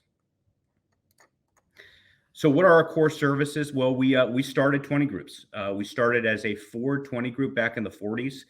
We're very proud to say that group still meets till today. As you can imagine, a lot of those groups are now legacy dealers. We also offer robust consulting services. We have one of the largest dealer institutes in the country. We would provide training to every position within a retail dealership. And we have software solutions for our OEM, dealer group, and individual rooftop partners. But what makes us unique? We're a client-driven organization. We are performance-focused, but most importantly, we love data. To us, data is information, and information is your competitive advantage. NCM houses the largest database of automotive financial and operational metrics. But most importantly, we normalize the data. So we do all the number crunching, so you don't have to. We generate monthly quantitative and qualitative benchmarks by brand for the entire automotive industry. But why do we do that? Because we want every dealership, we want every department, and we want every employee to have a clear path to success. We don't want anybody to go into their job with any anxiety. We want them to know where the North Star is and how to get there. So where does that data come from? Well, it comes from the 6,000 plus automotive dealerships that are feeding us their financial and operational data on a monthly basis. We actually get an additional 2,000 financial statements, but that's coming from our partners outside of automotive. So that's primarily coming from our marine, RV, power sport, and recreation partners. Oh, big numbers. So taking a look at today's agenda, and we're going to be covering a lot. So we're going to be taking a look at sales and gross profit benchmarks. We'll then transition to controllable expenses benchmarks, take a hard look at employee productivity, and then last, we're going to take a look at some pressing industry benchmarks that we're facing in 2023. So with that, let's go and head into our first agenda item, and that is sales and gross profit benchmarks. And starting out with our service department, and I just wanted to give a quick view to make sure that the data is easy to read. So when you're looking at our charts, purple is domestic, blue is imports, and then green is going to be luxury. So our first KPI is going to be gross profit margin on direct labor sales as a percent of total direct labor sales. We saw some increases, but most of these increases came from price increases. We did not see a huge increase in true business gross. You know, hey, we'll take the increase, but I think there's a little bit left in the tank here. Now looking at overall parts department gross and profit margin, it's up sizably, but this growth was driven by increases in our warranty reimbursement rates for parts. So once again, the margins has grown, but the business really has not. And still 80 to 85% of our part sales and gross profit is typically coming from our internal customers. So that's what we're selling to service, and that's what we're selling to collision. So is there more growth potential here? Absolutely. Collision centers. So body gross per body shop employee. Collision business is down. And that's just simply because there's less collisions. I mean, that's due to better technology. That's due to more people working remotely. Less people are putting miles on their cars. Really, the only way to make money in collision is in parts. This is heavily controlled by insurance. You know, we get asked a lot. Our moderators get asked a lot. Should I open a collision center? This is just my personal opinion. I'd probably say no at this point. And that's just unless you're satisfied with just breaking even. Wow. Collision is a tough business. Wow. So now pivoting over to our next agenda item, and that is controllable expenses. So I wanted to give a look at variable for a second and looking at our sales department and what happened to net advertising and promotional expense over the last 6 years. And primarily, what did we see during COVID and after COVID? Well, we saw a huge drop in advertising starting in 2020. A lot of that drop came to concessions that our vendor partners made. Some of our vendors, they literally cut their rates 50%. You know, I'm very proud of that. You know, they came in our time of need. They actually delivered. You know, I would encourage any dealers watching this, remember who helped. Yep. We know who they are. Yep. Remember who helped. And if they're ever in need, are we going to return the favor? Yep. Okay. Now, moving into 2021, no inventory equals no advertising. I get that. In 2022, inventory is restoring, and inventory and advertising is starting to wrap back up. But as we continue into 2023, inventory is really starting to normalize, and so is spend. And this is just such a great opportunity for automotive. As you build those budgets back up, are you rebuilding in the right way? And are you allocating to the right areas? New medias that are going to drive better ROI. And the most important thing here, are you finally going to make an investment into fixed? And when you rebuild those advertising, you know, are you going to really track that advertising the right way and get total ROI. There's fantastic technology partners in the space. I'll just call out a couple. Clairvoy and VistaDash are doing a really good job at showing dealers true attribution. But also, are you expensing correctly? If you're going to hold your marketing departments, if you're going to hold your marketing partners accountable, you need to make sure that you're expensing correctly. And a great example is, and I get mixed responses in every room I'm in, but where are you sourcing Viato? Is that an outside service or is that advertising? I personally look at Viato as one of the most powerful advertising tools in the industry. So I know exactly where I would put it. But service, on the other hand, what happened to service advertising over the last 6 years? So service advertising did not drop. So during COVID, it held strong. That spike that you're seeing in 2020, that's because gross has plummeted. 2021 through 2022, gross has spiked. Biggest issue we had was capacity. We have all the demand we need. We really had some severe capacity problems. And unfortunately, that capacity is really starting to hurt brand loyalty. So continuing on to some controllable expenses, looking at training and continuous education.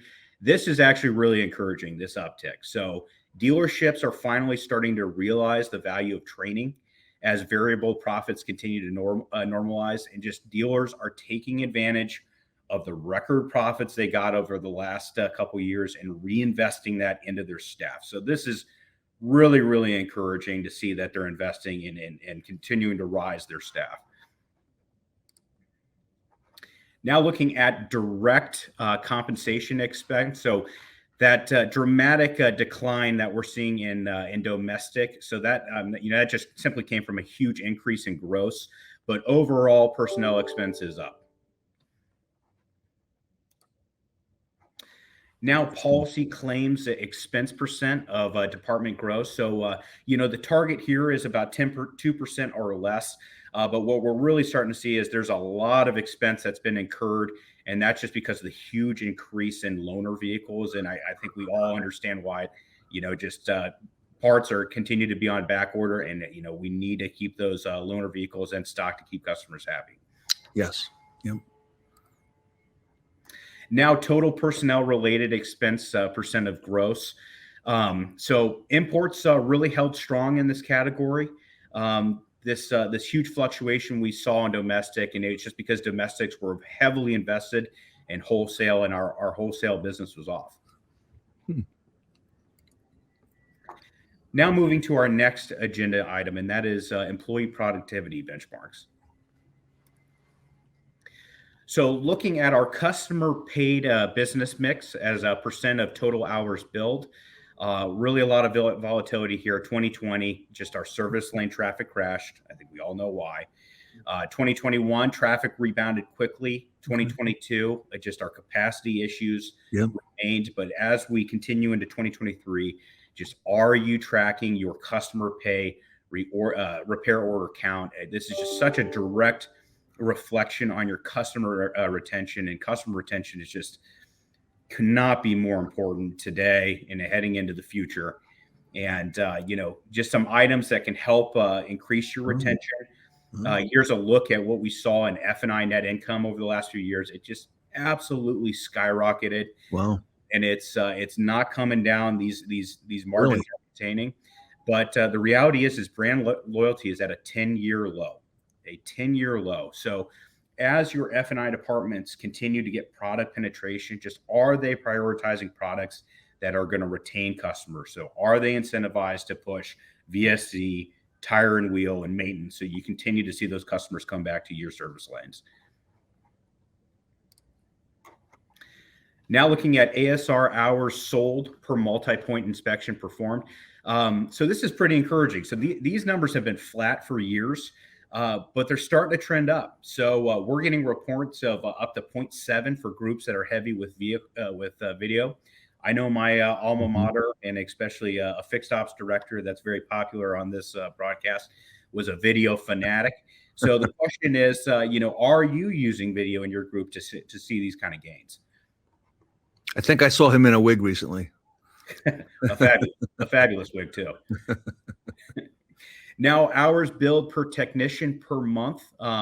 So the spike that we saw in 2020, it just was caused by the furloughs. So hours per tech went up, and that's just due to less techs. Luckily, that has started to stabilize after 2021. Sure. Now looking at number of technicians per service advisor. So typically the target is around 3.5 to 4. That 2.9 that we're seeing in imports is just due to a massive shortage in techs, and this is an industry problem. This is a problem that must be solved.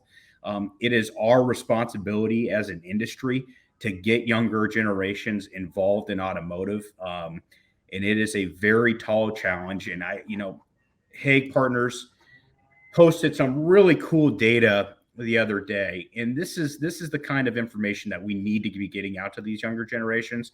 And this is them comparing an earning potential of a medical doctor versus a GM and what that growth path looks like. And if you go down the route of retail automotive, you are going to come out far ahead. But these are numbers that we're just not doing a good job of getting out into this younger generation, just showing, hey, this is the potential of automotive. So, hopefully collectively we can do a better job at that. Nice. So now looking at labor utilization, just overall tech efficiency, we've heard Tully screaming a million times, sell your hours. But the reality is just cars are getting more difficult to diagnose and repair. There's much less maintenance work. This is just killing tech efficiency.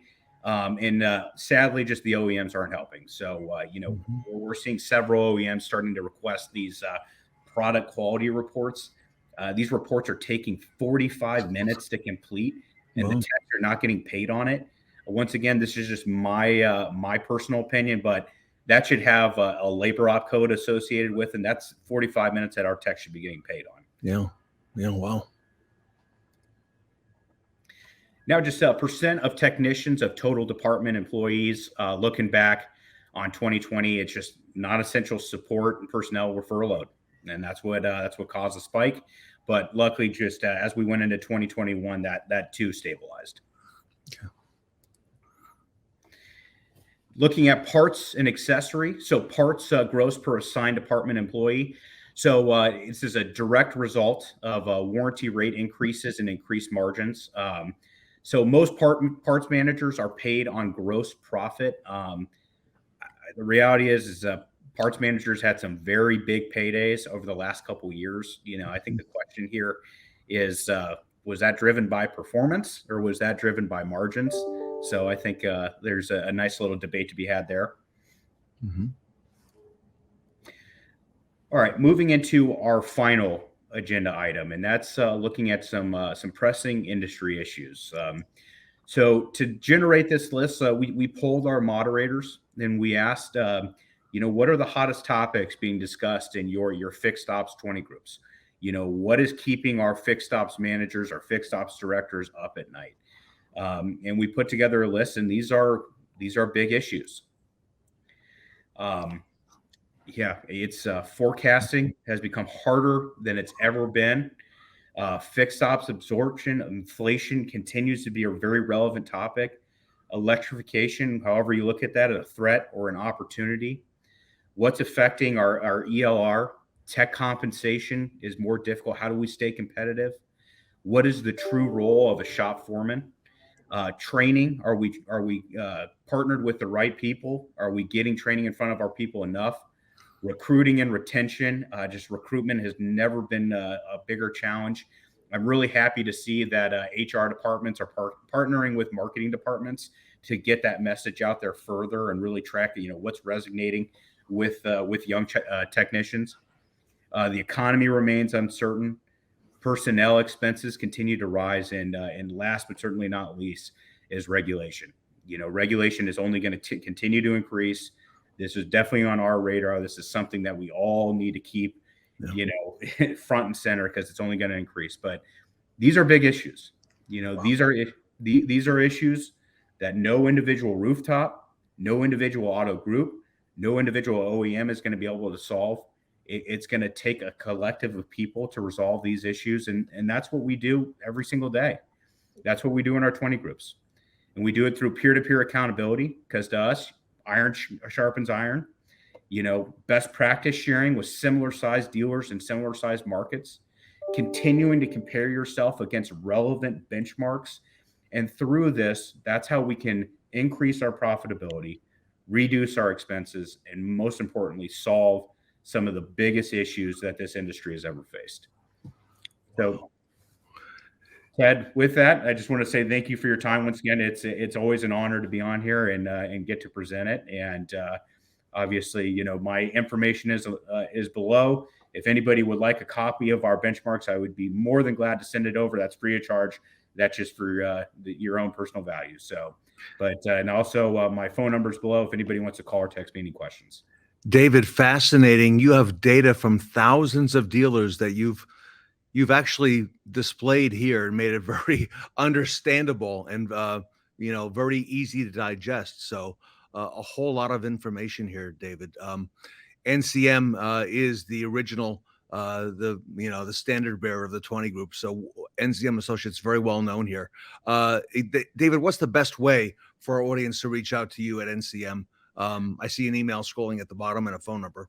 Both. My phone's always on. Call, text, email, whatever is more convenient. All right, David, thank you. And I'd like to invite you back this fall, and let's take it up a couple notches and continue this discussion, because very well spent time. And David, on behalf of the Fixed Ops Roundtable and community, thank you so much for everything you do. Thank you so much, sir. We will gladly be there. David Lantz, everybody, from NCM Associates, here today at the Fixed Ops Roundtable, back at the 80s. Thanks, everyone. Appreciate your time. Take care.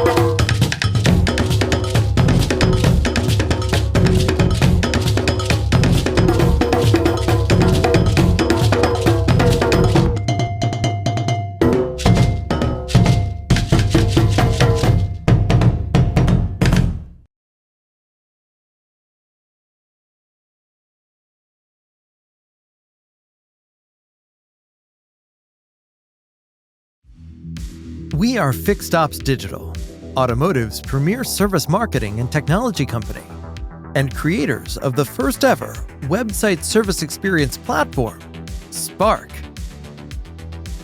Our service specials management software keeps offers consistent across all channels, forever ending fragmentation. A service menu page includes transparent pricing on your most common services to break the dealership servicing stigma. Fight back against the national quick lube chains by expanding consumer knowledge and increasing dealership authority while maximizing conversions. Our specials management software has over a year's worth of industry-leading GA4 data, providing dealerships with a deeper understanding of their website engagements with customers on fixed operations web pages. We build service specials with key integrations, utilizing your dealership's current partnerships. Our homepage integration draws in service customers from the start. Our specials feature repair financing integrations for Sunbit and Dignify, so your service customers can see payment options directly on the specials.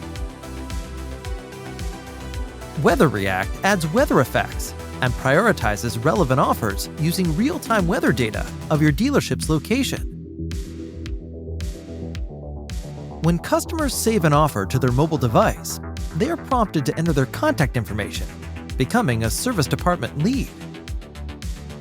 Bring in customers who need recall service. We've created the first ever recall lookup through license plate numbers. No VIN necessary. This is easily entered and added to your main fixed operations website pages and saved to phone forms. Bring more attention to recalls based on your parts availability and capacity. Let customers know why they should service with your dealership over local independent shops. Our Why Service Here content page highlights what makes your dealership the right choice. Certified technicians, OEM parts, online service scheduling, and complimentary amenities. Your Why Service Here page also features a matching video to help engage customers. Complete the online service funnel and bring customers to your scheduler with SEO content pages. Our custom SEO content is tailored to your dealership and drives organic traffic to your website. Service detail pages are populated based on the offers you are currently running. These pages feature layouts designed for maximum conversions utilizing variant testing. Connect your fixed operations departments to Spark, the industry's first website service experience platform. Now this is our favorite mixtape. Welcome back to the 80s with the Fixed Ops Roundtable. Tune in to get your Fixed Ops branding fix with Michelle McLain on our next panel.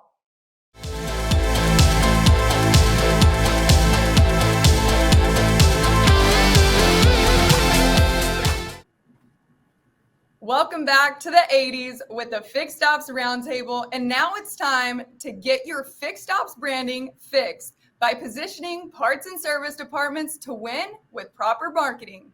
With Michelle McLain. Welcome back, Michelle. Thank you so much for having me back. Super excited to be back here today with this panel of absolutely incredible ladies. You guys all look so fantastic, and what a fun event, right, Cara? I'm super excited, and I know this panel is going to be excellent, Michelle, so take it away.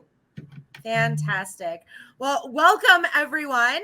As Cara said, my name is Michelle McLain. I'm the CEO of a company called Retention Masters. I'm a seasoned brand strategist. I'm also the creative force behind so much of the marketing that you see with the Fixed Ops Roundtable. And so I am just incredibly humbled and excited to be here with you guys today. As Cara said, we're going to be talking today about getting your Fixed Ops branding fix, how to position your parts and service departments to win. And today, as I said, I have an incredible panel of ladies here with me today. I have Martha Alvarado. She's the BDC director at Wondries Toyota. Martha Alvarado, welcome to the stage. So excited to have you here. Thank you. Thank you so much, Michelle. It's an honor to be here with everybody else, and we're ready to share a little bit of the knowledge that we have and help you become better. Absolutely. Up next, we have Cara Scarl. She is the East Central Regional Director for Permaplate, one of my dearest friends on the planet. Cara, welcome. Thank you so much for being here. Hi, Michelle. Thank you so much for having me. So excited to be here. We're so excited to have you here. And then, of course, we have the amazing Katie Mayers. She is called author of The Customer Experience, brand new #1 book just out. Katie, welcome. Super excited to have you here all the way from Mexico, yes? Yes, I'm in Mexico right now, and I am literally staring at the ocean as I am talking to you ladies. So I've got beautiful views on my screen and just past my screen. I'm really excited to be here. Love it. Well, we're so excited for you to be here. Up next, of course, we have Cindy Zieba, Wealth Development and Process Coach with Ascent Dealer Services. Welcome, Cindy. So glad to have you. Thank you so much for having me. Excited for you to be here. And last but certainly not least, we have Courtney Paschal, Business Development Manager with Street Toyota. Welcome. Thank you so much for being here. Guys, this is just so exciting for me. It's nice to finally be able to bring some incredible new talent and new faces to the Fixed Ops Roundtable. And of course, today we are talking of specifics about branding your parts and service departments to win. And, you know, one of these things, I've been heavily involved in this space on automotive for 23 years, but very much so with the Fixed Ops Roundtable for the last 4. And I've come to realize, guys, there is a huge opportunity that fixed ops departments might be missing out on. And I think it's time that we start to see fixed ops employees and their people, right, starting to step up to the plate on social media and showcasing their unique value propositions. In fact, I believe that it's probably equally, if not more important than the branding and marketing that we see on the sales side. And we see so many people, they do a fantastic job. They're like, I sell cars, or I'm on the desk, or I do this. But when it comes to the fixed ops side of things, we don't tend to see it so much. So today, I am super excited to bring you this amazing group of ladies, some of my dearest automotive friends in the world, and we're going to emphasize and talk about the importance of branding and marketing for automotive fixed ops departments, and similar how your sales teams now are using social media to sell cars. We want to talk about your fixed ops teams and how they should be shouting from the rooftops about the services they sell, about the parts that you guys keep in stock. So that's what we're going to be exploring today, and talking about how your dealership can differentiate yourself from the competition and use your social platforms to not only build trust and loyalty with customers, but also to drive additional revenue through your service drive with an effective brand strategy. So guys, like I said, welcome. I'm just going to kind of go around. You've gotten to know everybody here, and I want to kind of get the feedback from some of these incredible ladies that are on my panel today. Cara, I'm going to start with you. Let's say, for example, let's say a dealership is just starting from square one, right? They've never really done a whole lot with their fixed ops branding initiatives. What do you think that their first few steps should be? Thanks, Michelle. Yeah, I spent a lot of time kind of thinking about this and thinking through what I had done in the past. And I had some amazing talent that surrounded me when I was on the retail side of things. So I did reach out and I talked to a couple of them to pick their brains as well. And some of the things that I think about, you know, you really do need to think about the people that you have in place. So you can have all the processes in the world, but at the end of the day, if you don't have the right people, it is never going to work. So we have one shot at greeting these customers when they walk in the door. We have one shot to service their vehicle the first time. We have one shot to get them the right parts. And I really do think that no matter what else I say, if you take one thing away from it, it's simply going to be the fact that if you don't have the right people to handle it, it doesn't matter what your process is. So the very first thing that I would personally do is make sure that I build out the proper team. Once I have the proper team in place, then I'm going to assess what it is that I'm doing. Do we have a cohesive message between sales, service, and parts? I don't think that it makes sense for you to have 3 separate branding strategies when you should be piggybacking off of each other at all times so that you're getting the same general message across when you are trying to brand yourself. And if you turn around and you really look at what the manufacturer has to offer, there's a ton of manufacturers' programs. Make sure you optimize those programs. Are you reaching out and finding out what your top 1,000 SKUs are for what parts you should have so you don't end up with obsolete parts inventory? Are you making sure that you're optimizing every single one of the manufacturers' programs that's out there? How are you getting your message out? Who are you holding accountable for those things? things. You have to be able to measure every single thing that it is that you're doing as well. So if you have somebody that's in charge of measuring that, make sure you're looking at it. What are you using to judge how it's working? Is it increased customer pay? Is it increased warranty work? Is it getting customers from outside of your primary market area? If you're doing a great job with taking care of your own customers in your own backyard, do you need to start looking off brand in order to build your service and parts department? If you really feel like you're maximizing every other opportunity, is it a good idea for you to start looking at the wholesale parts department and trying to maximize something there as well? So I think that you really need to make sure that you have the people in place, then you put the process in place, and you just hold everybody accountable to it. No, and that's so important, especially when you're starting to really kind of define your brand's position in the marketplace. Not having the right people in place, like you said, process means nothing if you don't have the right team. And even more so when you start going out to market, right? Market that team, market those products, market exactly what you're doing. I think it's equally as important that you have the right people in place that can do that part of it as well, and really help you to define what your brand's position is, who your target audience is, who you're primarily going to be selling to, and really developing and honing in on what your unique value proposition is. And you're so right, Cara, having the right people in place, that is absolutely crucial. So I love that you said that. And I want to kind of go into a little bit more in terms of the actual strategy part of it, Katie. When we're talking about developing marketing strategies for dealerships, I think that a lot of people have a very clear understanding when it comes to sales, exactly kind of how they're supposed to be positioning their stores. But when we're talking about parts and service departments, maybe it's not so clear. And I know that you've had a lot of experience with branding. You are a brand experience expert, customer experience expert with this incredible new book out. So there's nobody that I can think of that can talk more to the strategy of developing that for parts and service departments, fixed ops departments. What is it that you think that you found anyway that has worked best in terms of branding or creating those brand experiences within parts and service departments? And how do you think a dealership should go about allocating their ad dollars specifically to fixed ops? Yeah, so I actually think Cara made an incredible point.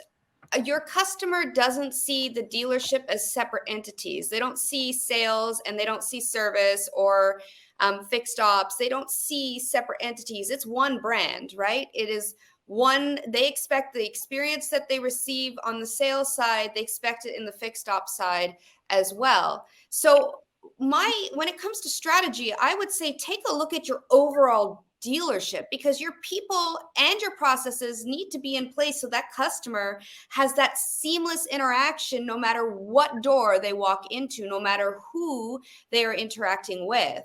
And so when it comes to creating an overall experience, well, we shouldn't be doing two separate things, because then it's disjointed. And what if, and we should be cross training in case we need to pull from one to the other to answer phones. And if we have two separate strategies with two separate steps of standards, unfortunately, our poor people won't be able to take those two separate processes and remember them and then execute them and hold themselves accountable with every customer every time. So it is so important that you take a look at your business overall. What does your brand stand for? What does that experience stand for? And then from there, once you've decided on, what your why is, what your service vision is, what are your pillars, how are you going to execute this? That's then the point in time where you can say, okay, now how am I going to take this from an experience internally and push it out there into the world? Because disappointment are expectations not met. So if your customers are being told you're doing A, B, C, D, well, they better be experiencing that when they walk through the doors, no matter which door they walk through. And then that drive, or it should be driving your marketing dollars, your marketing spend, because if you're creating an overarching experience, you're going to be able to know where those customers are looking you up, how you should be talking to them, because you're creating an experience that is seamless in each one of your departments within the dealership. So when it comes to allocating that that spend when it comes to curating those messages, that can't happen until your internal experience and your overall brand experience is solidified. And your people, back to another awesome point, Cara, is that your people have to be able to execute that consistently to build trust. Now, I know you probably want a little bit more dialed down in terms of how to allocate that. It really goes to your customer. Are you really watching the reports? Where are they finding you first? What time of day are they calling you? Why are they calling you? Are they looking you up on Instagram versus YouTube versus TikTok versus Facebook? Where is your traffic coming from? And when you look at those reports, and I've learned a ton from you, Michelle, because well, you're brilliant. But when you look at those reports, it is really, where else would you spend your money or allocate your money other than the places your customers are looking, right? So you can't just blindly go out there and say, okay, I'm going to throw, $2,000, $3,000, $4,000 a month at somebody who's going to curate my spend, and then another $2,000, $3,000, $4,000 a month to those ads, and just hope it works. That saying, if you throw enough stuff at the wall, something will eventually stick. Well, what's really beautiful about today's day and age is that you've got the reports, like it's at your fingertips. You have all the data. You don't have to guess. So my biggest counsel for anybody that is wanting to allocate spend to the fixed ops department is, well, one, make sure that your brand experience in general is, tip top, buttoned up, and you're doing it with every customer every time. But then secondly, take a look at where your traffic's being driven from.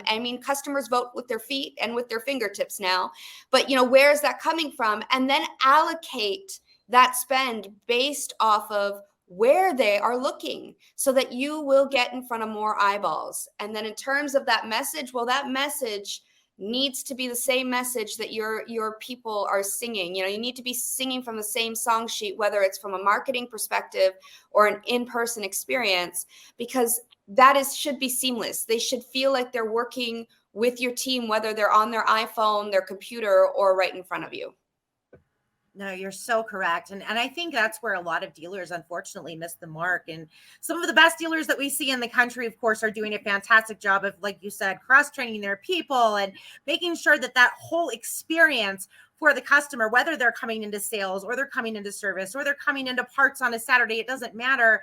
They're going to get that same experience no matter what. But I do want to kind of fine tune it a little bit. Now, Cindy, I know you're just like me, and so many of you ladies, you're all over social media, right? And social media in this day and age, I believe if a dealership is not actively doing something on social media, not just to showcase their sales departments, but to showcase the incredible experiences they are providing in service, the incredible fixed ops directors and fixed ops managers that we see. I don't think truly that we see enough of that type of content. So Cindy, to you, what type of content do you think that from a service perspective or a fixed ops perspective, stores can post on social media if they want to be able to increase both their parts and service retention, but not only that, build further credibility for their dealerships? Yeah, so building yourself and building your brand, people buy from people that they like. So whether it's me marketing myself and selling to consumers or your service drive marketing to the consumers, right?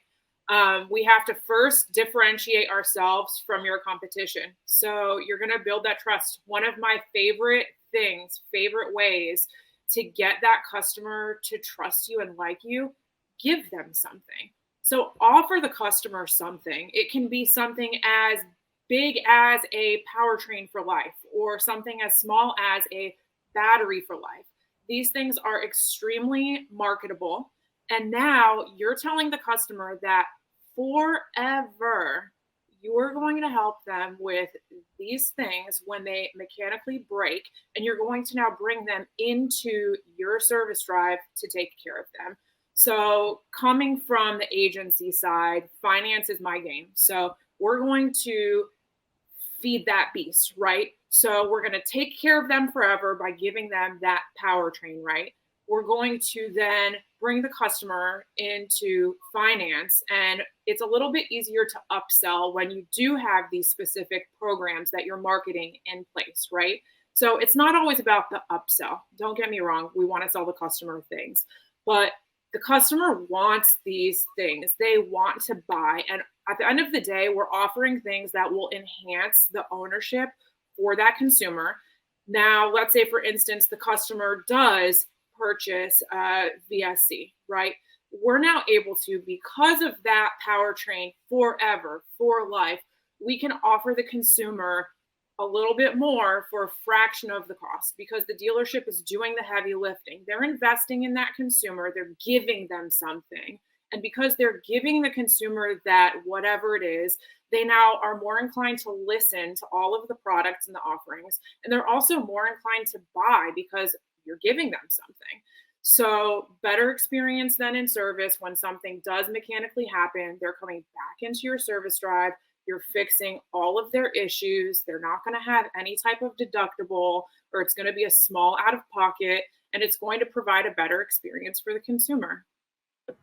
No, and I couldn't agree with you more. And I think that that's really relevant too, because let's look at how we all shop, right? Well, the first point of contact normally when we're looking to do business with any company, whether it's a dealership or a restaurant or even to just have a shopping experience, those reviews, we're looking at places like Yelp.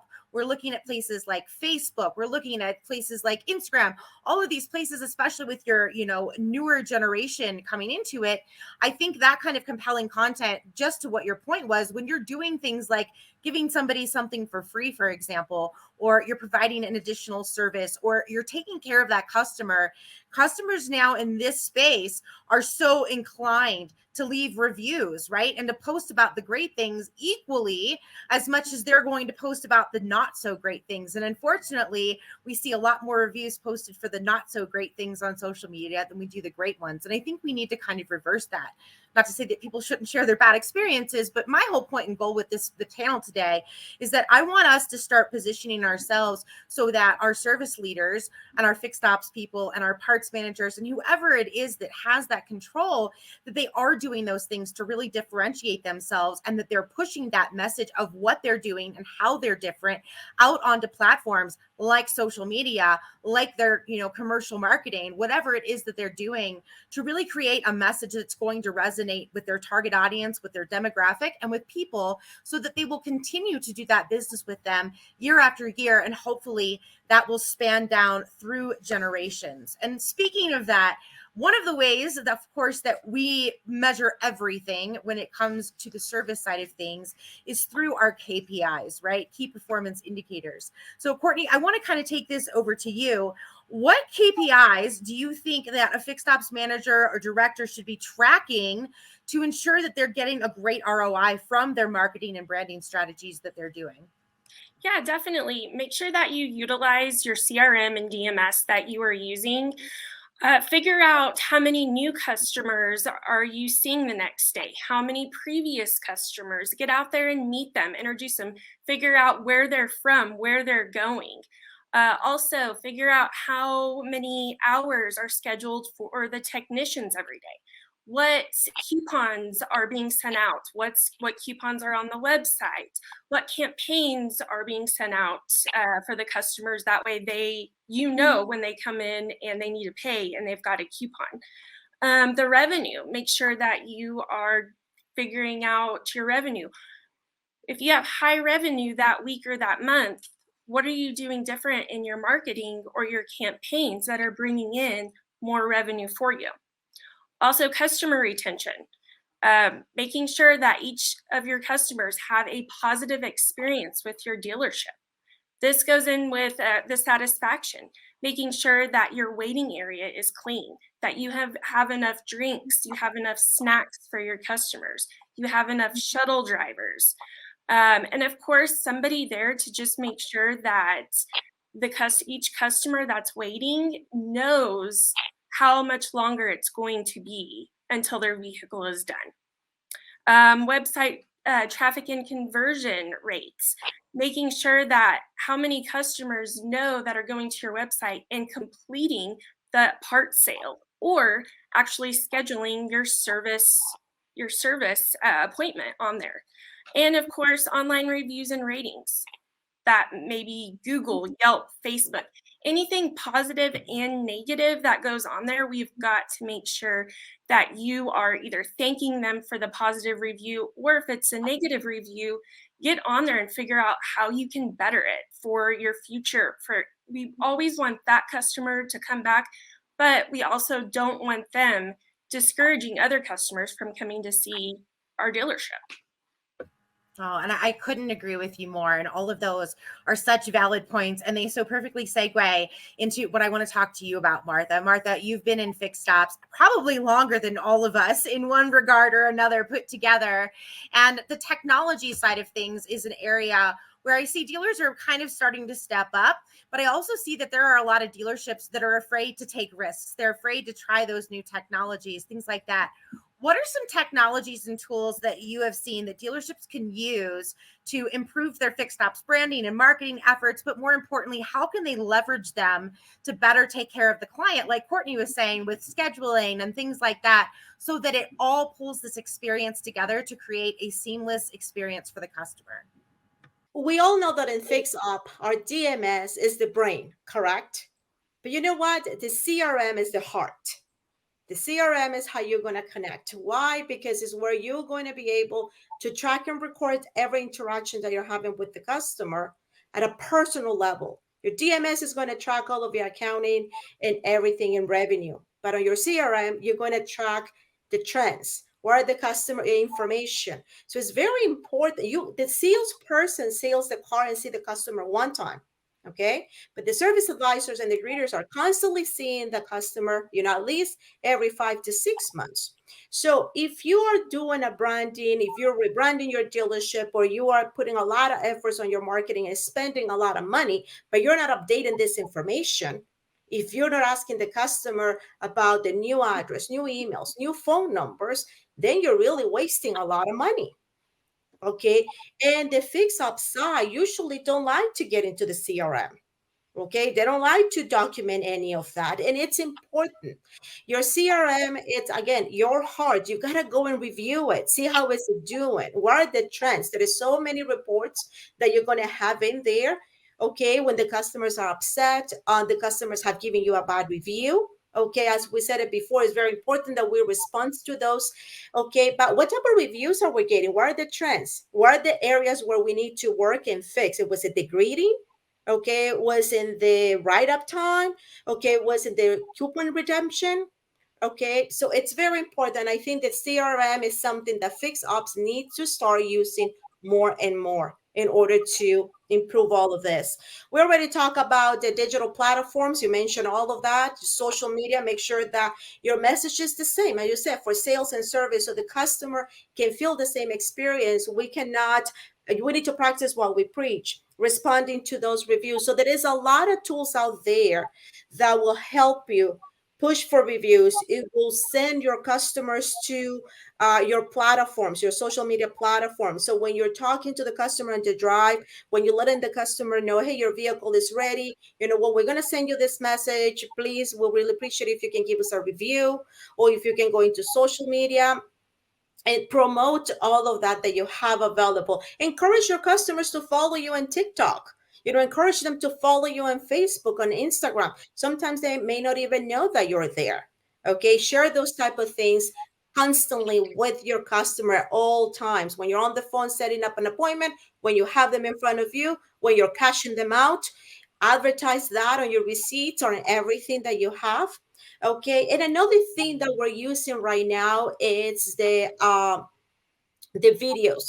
You see, all of the mechanics now, we're implementing on fix ops videos for MPIs and videos for needed repairs, correct? Those videos are going to reinforce your marketing and your branding campaigns, because it's going to help the customer feel more confident. It's going to feel that you're actually keeping the word, whatever message you're sending, you're trying to connect and build retention. Those are the tools that are going to also help you. And a lot of the times, it's kind of like we see resistance in the service department, like mechanics, service advisors, readers. They don't feel so comfortable at recording them, but it's so important that we pass the message, like we were saying, Katie was saying, and also Cara was saying, we need to make sure that all of our employees know what we're doing. so that we're all on the same page and we're able to implement all of this tools, talking about it. And then mobile applications. What are mobile applications you have? Okay, you have your scheduler that we were talking about. How is to use? Track it. Are customers really using it? Are you letting your customer know, Mr. Customer, you know what, next time it's easier for you, you can go ahead online and use our scheduling appointment right there, or you can go online and download your coupons. Now, we put coupons sometimes online and we put the little thing that it says print. Well, nobody's doing that. You want to have things that are accessible, that you can put it on your wallet. So are you analyzing this? Are you analyzing, okay, I have this different type of coupons, which ones are being used? Like Courtney was saying, go to your website and see what they're actually clicking on, what is attractive, because every demographic, like we talk, it's going to be different. What it may work on your area may not work on my area, because our demographic are very, very different. So we need to keep an eye on all of those factors. But most important, it's communication. We cannot work on any of this if we don't communicate across our departments about what we're doing. There is a lot of times that fix-up directors may be doing a campaign that none of the advisors, BDC, or the sales department may be aware of, and vice versa. You have to act like a unit in like one place. So I think those are the tools and implementation, making sure that they integrate seamlessly. I love that you said that. And I think that message needs to resound. If you take nothing else away from this entire panel today, it's that you need to be transparent in all of your branding and marketing efforts with every one of your customers. Every single solitary time, you need to create that consistency. And so as we wrap this up, I just kind of want to go around and I want each of you to give either maybe something you learned today or an expert tip that you may have that our people can take away as they move forward that can help them in their own Fixed Ops marketing, branding, and their dealership overall. So Katie Mayers, I'm going to start with you, and then we'll go around clockwise how I have you guys on my screen. Take it away.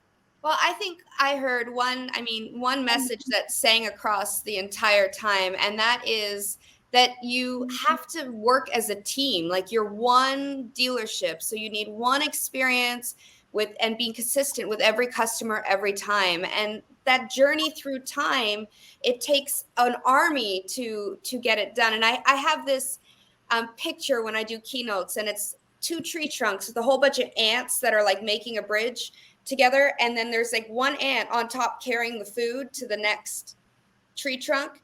Well, if one of those ants gave up, that bridge would fall down. And then that ant that's crawling is like your customer, right? Then you drop it, you drop the ball, you drop your customer, and then good luck getting them back. So it really is about that consistency of branding message that is carried out throughout the dealership, because you are one brand with every customer every time. I love that you said that. Absolutely. Brand experience expert, Katie Mayers, thank you so much for being here today. Cara, if you have one tip, one expert tip, or one takeaway that you could leave our audience with today, what would that one tip be? Yes, Michelle, I think it goes back to actually what Katie mentioned. So I think she said it perfectly. In looking at your ROI and making sure that you're actually analyzing what it is that you're doing, because a lot of times, like she said, everybody wants to throw everything to the wall and think it's going to stick, or just because somebody did something a certain way, this is what we should always do. And I really think that you have to analyze what your ROI is and not just assume that because it's the way that we've always done it, that's what we should always do. So make sure you're analyzing it and make sure that you realize what's working for you. And the other real quick thing that I would say is make sure that you guys are promoting the benefits of your store. So if you guys have a female technician, if you guys have a master tech that's been around for 20 years, if you guys partner with your local trade school and bring in, young new talent, make sure you're promoting that so the community knows what you bring to the table that makes you different. And I think that that's a huge thing that you can use social media for as well. I couldn't agree with you more. That's so important. Those are those things, everybody has a brand, right? What makes you different is you. People are buying from you because of you. We all buy the cars for the same price. Most of us are going to get the parts for the same price. Most of us are going to be very competitive with our pricing and our service things for, non-warranty pay. What differentiates your dealership is you. And I think that that's absolutely so important. Scarl from Permaplate, thank you so much, my beautiful friend, for being here today. Cindy, Zieba, I would love to hear your answer on this. What is one expert tip that you might have for our audience to take away with today, or maybe even something that you might have learned? Gosh, I think I'm just going to piggyback off of the whole everything. People buy from people that they like, and by having that unity in your store, show that on social media.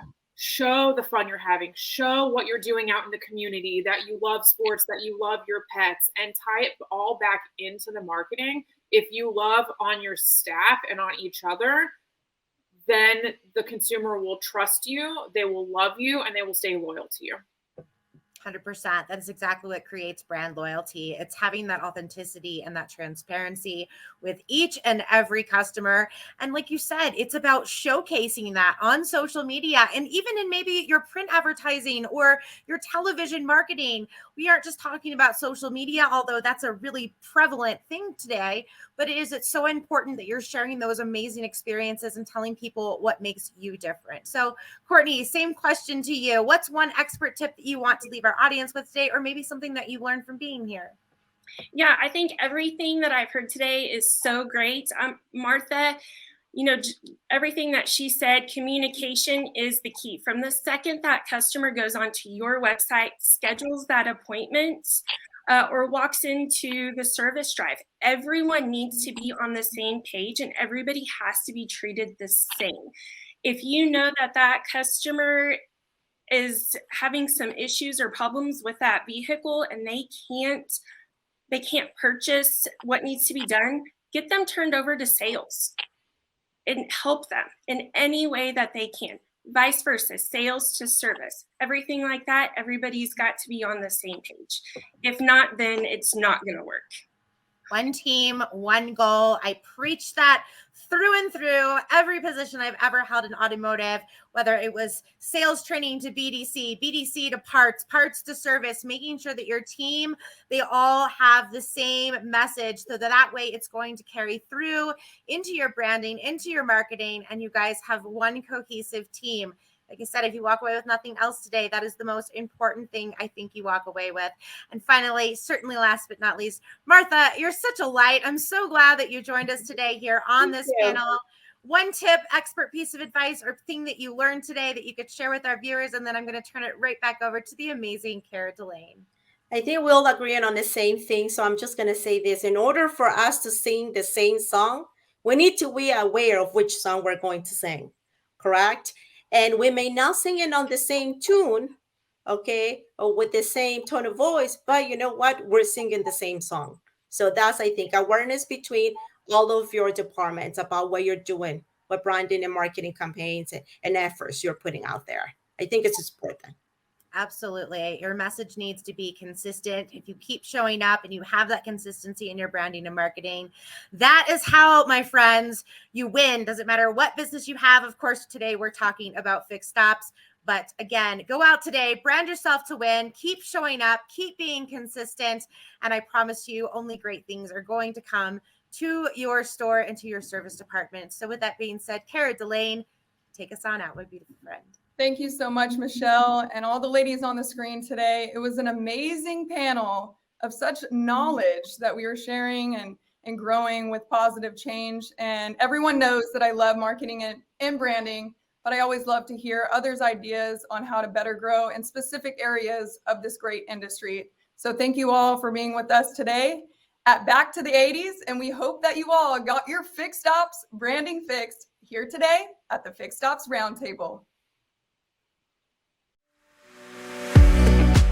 Whether you consider it evolutionary or revolutionary, change is reshaping the franchise dealer business, and we're not talking about electric vehicles. There's another promising opportunity that demands your attention. It's the fast-growing and increasingly lucrative customer pay parts, tire, and service market. Consider what's happening around you. Average vehicle age is at an all-time high and rising faster than ever. More than 60% of passenger vehicles are 8 years old or older. 25% are at least 16 years of age. Together, this represents 244 million prospective parts, tire, and service targets. We say prospective because the vast majority of these vehicles are being serviced outside the franchise dealer channel.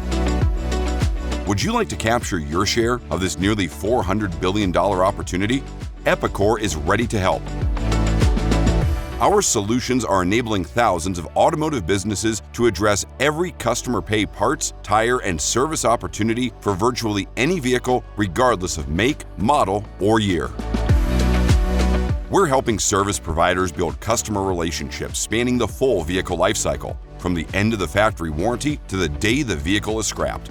We're putting the industry's most complete parts, tire, and labor data at the fingertips of thousands of service advisors every day. We've created a faster, more accurate estimating process for customer pay jobs that helps dealers increase average RO and service lane productivity. We offer real-time information on local parts and tire availability and pricing to speed every job, increase customer satisfaction, and boost the dealer's absorption rate. And we're helping parts departments establish real-time visibility and control of their inventories to increase efficiency and reduce operating costs. Epicor is ready to help your fixed ops teams achieve the same impressive results. Own every non-warranty parts, tire, and service opportunity, all makes, all models, all customers. Now you can with Epicor. Contact us today to learn more.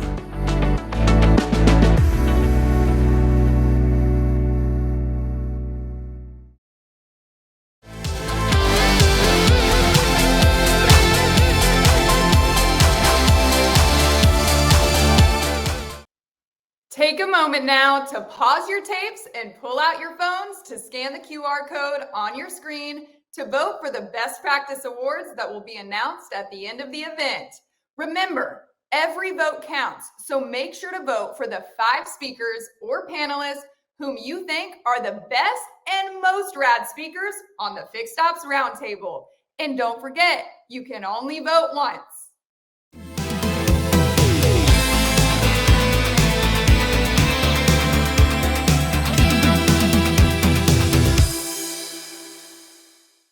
It's time to get up and go. Please welcome a great friend of the Fixed Ops community, Tom Rudnai from Temecula Valley Toyota and Lexus.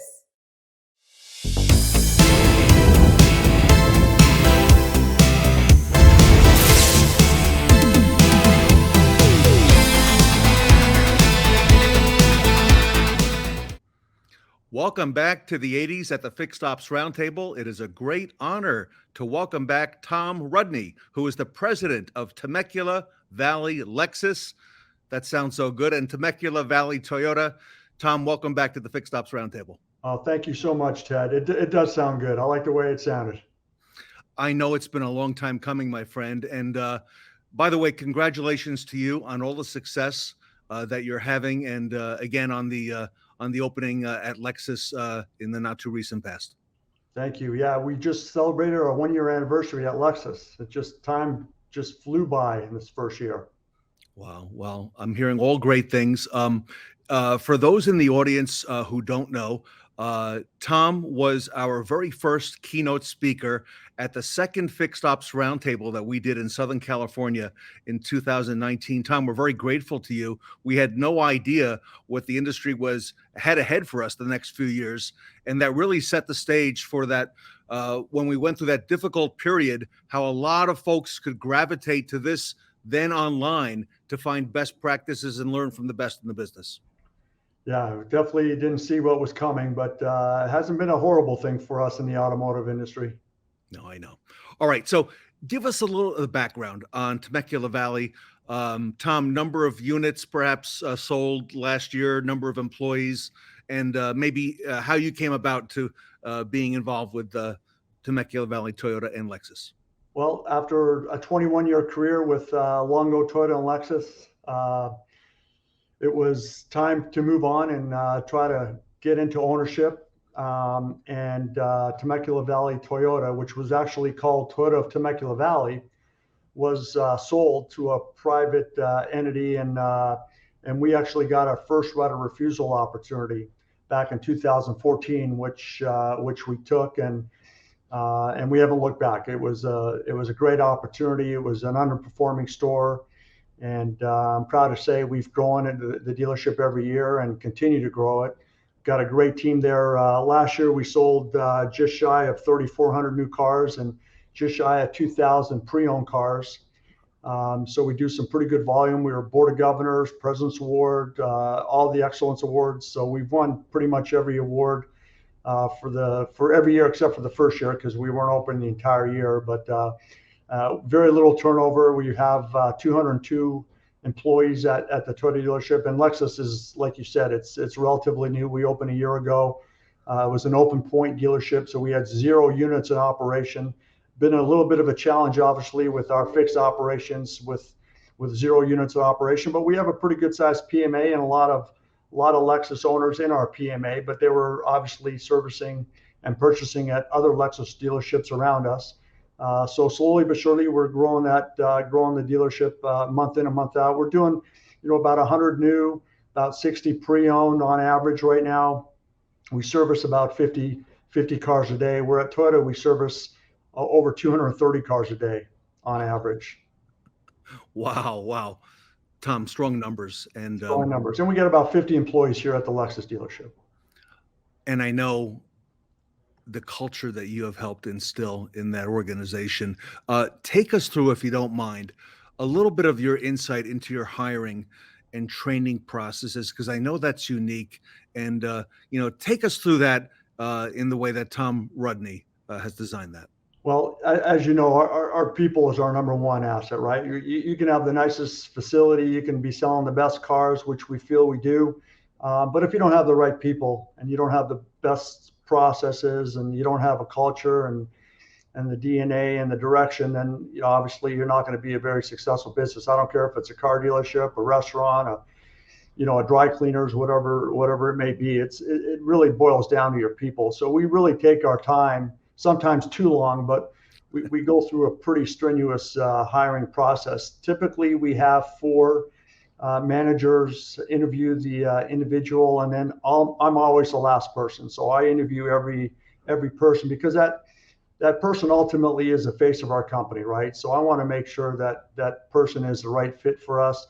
They understand our culture, our values, and they need to know what they can expect when they come to our dealership, and then what we're going to expect from them as well. We try to promote from within, and we do that probably 90% of the time. So, whatever you get hired for, there's always an opportunity to move up with our company. And I think that's very important. And it's not only important to say it, but it's important to do it too. And we've done that, throughout the 8 years of ownership at Toyota and so far for the 1 year here at Lexus. So it gives people hope, right? And they know they're going to have opportunities. And what we look for is, we want people that obviously have a positive attitude, that come to work on time, that come to work, that embraces our culture, which I'm sure we'll get into here in a little bit. Teamwork and team chemistry is such a huge part of our DNA. So that's one of the things that we really focus on with our hiring, right? And spending quite a bit of time, and we'll spend 45 minutes to an hour with each person. And once we go through it, then we'll all get together, the 4 or 5 of us that all interviewed that individual, we'll get together and discuss, the pros and cons, and if we feel they're going to be a good fit. And if one person out of the 4 or 5 says, I'm not 100% sure about this person, then we move on. We're not going to hire that person. Wow. So we definitely take our time. It could take 10 to 14 days before we bring that person on board. But during that time, we're going to keep in touch with that person, especially if you want to bring that person on board. And so it's a pretty strenuous process for the individual. But because of that, we have very little turnover. And once we hire the person, we're hoping that person's going to retire with our company. Tom, you've been talking about culture for the longest time. And isn't it interesting now in the retail auto industry, culture is the buzzword. Everyone's talking about culture, but you've been doing it now for the longest time. And it all started when I was at Longo, right? We created a culture called the Penske Way because we had almost over 800 employees at the time. And we said, how do we get everybody on the same page? every day, all the time. And so we created this Penske way, and we talk about it every day. So, I tweaked it. We call it the TV way here. It's 20 topics. We start off with day one, which is the first Monday of every month. And then we do it Monday through Friday. So the opening crew has their manager talk about the topic of the day. And then we have a second shift, and that second shift gets with their managers, and we talk about the same TV way topic of the day. So they'll hear all 20 topics 12 times a year. And so they have a name badge, and on the back of their name badge, they have the 20 topics. And then the managers have a booklet, and each topic has 4 or 5 bullet points. And the bullet points take a deeper dive into how that topic relates to our business. And it's nothing nobody's ever heard before. They've heard it from their parents, their teachers, their friends, their coaches, whoever, their previous employers. But what we've done with these bullet points is, again, it's more relative to our business. And it's a lot of things that we've learned from other well-run, well-respected companies that are known for customer service. They're known for employee satisfaction. We've utilized some of the best practices from Disney, from Nordstrom's, from the Ritz-Carlton, from the Four Seasons, to name a few, Starbucks. I had the opportunity to meet with some of the executives with these companies. They in turn, met with our team and just took best practices, and day one is our mission statement. And one of my favorite ones is the second Monday of every month. It's called the 10-foot rule. We got this from Disney. And simply put, everybody has a 10-foot radius around them. And as they move around, that 10-foot radius moves around with them. So we ask, if you see a piece of trash within that 10-foot radius, please pick it up, throw it in the trash. If you see a chair sticking out, or if you're sitting in a chair and you get up, just push the chair back in, or if you see one sticking out, push it in. We feel that attention to detail goes a long way when it comes to the guest perception of our company. When you go into our restroom, just make sure that there's plenty of supply for the next guest. And if there's not, let a manager know, and we'll replenish the toilet paper, soap, whatever it needs. And then when you dry off your hands, just dry off the countertop as well. So all those little things make a big difference when it comes to the perception of the guest. But we say the most important part about the 10-foot rule is not the trash, it's not the chairs, but it's when other people are in that 10-foot radius, whether it's a guest or a fellow team member. Eye contact, smile, ask that guest if they need any assistance, say hello to that fellow team member, ask that fellow team member how their day is going. And when you acknowledge somebody, they typically reciprocate, right? So all of a sudden, you're saying hello, how you doing? They're saying hi, I'm doing great, how you doing? And when that's happening all day, all the time, it's enlightening, right? It just gets people in a better mood. And when we have our employees smiling and walking around and saying hi to everybody, they feel better about being there. The guests feel better about being at the company. Positive things happen, and it's a place people want to be around. And Tom, I think this speaks volumes. You mentioned understanding the value of every guest, and all these little things are really, really big things. They are. And it's the little things that make a big difference today, right? When I grew up playing football, all they talked about was blocking and tackling. Well, everybody blocks and tackles pretty well now. So it's more the special teams, right? It's, if you have less penalties than the other team's got a much higher chance of winning. If you're starting on your 30-yard line and the other team's starting on their 10-yard line, you're going to win a lot more games. So it's really, like you said, the little things that are really making a big difference today. Can I come back to you, if you don't mind, on the hiring process? I would imagine there in Southern California, there is the same shortage of potential employees that there are in other parts of the country. Are you still able to adhere to that way of hiring, the interview process, having the multiple managers, even with that potential shortage of good hires that are out there? We are. And quite frankly, Ted, we went through a period about 2 years ago with technicians. And Southern California, obviously there's a lot of people here, but here in Temecula, we're on a little bit of an island. We don't have any dealerships within a 35-mile radius, whether it's east, north, south, or east, west, south, and north. And we actually had a situation where we couldn't find good people. And we've always said, we're not going to just hire a body to hire a body.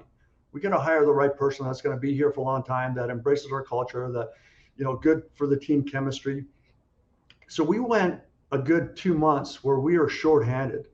And we had some people that were upset because their cars took a little longer. So I actually wrote a letter to all of our entire database and sent out an email to our entire database and apologizing and explaining why it took a little longer for them to get their car serviced at our dealership. But I explained that we were shorthanded. We were looking for the right people. And we just didn't want to hire a person just to hire a person, to have a person here. We want to hire the right people that's going to make sure that your car is being serviced the right way, make sure that everything we're doing is the correct way. And so I sent a letter just apologizing, but this is why your car took a little bit longer for service. But, we're, aggressively looking, and we're going to hire the right people. And sure enough, we did. And I think it sent a good message to our team members and our management team too, knowing how serious it is to hire the right people and not just a person that's going to clock in, get a paycheck and leave and not care about our company and not care about our guests and not care about their fellow team members. I love it. I'd like to pivot a little bit and let's focus on fixed operations. You said very astutely a few years ago that you felt your biggest competitor is the independents. Do you want to talk to us a little bit about that? Because I know you're some distance from the next, let's say, Toyota or Lexus dealership. We are, yeah. The independents were the focus. They were, and they continue to be.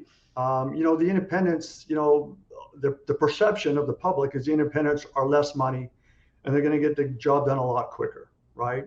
So we're constantly mystery shopping to make sure that we're priced accordingly, that we're not higher than the independents when you compare apples to apples.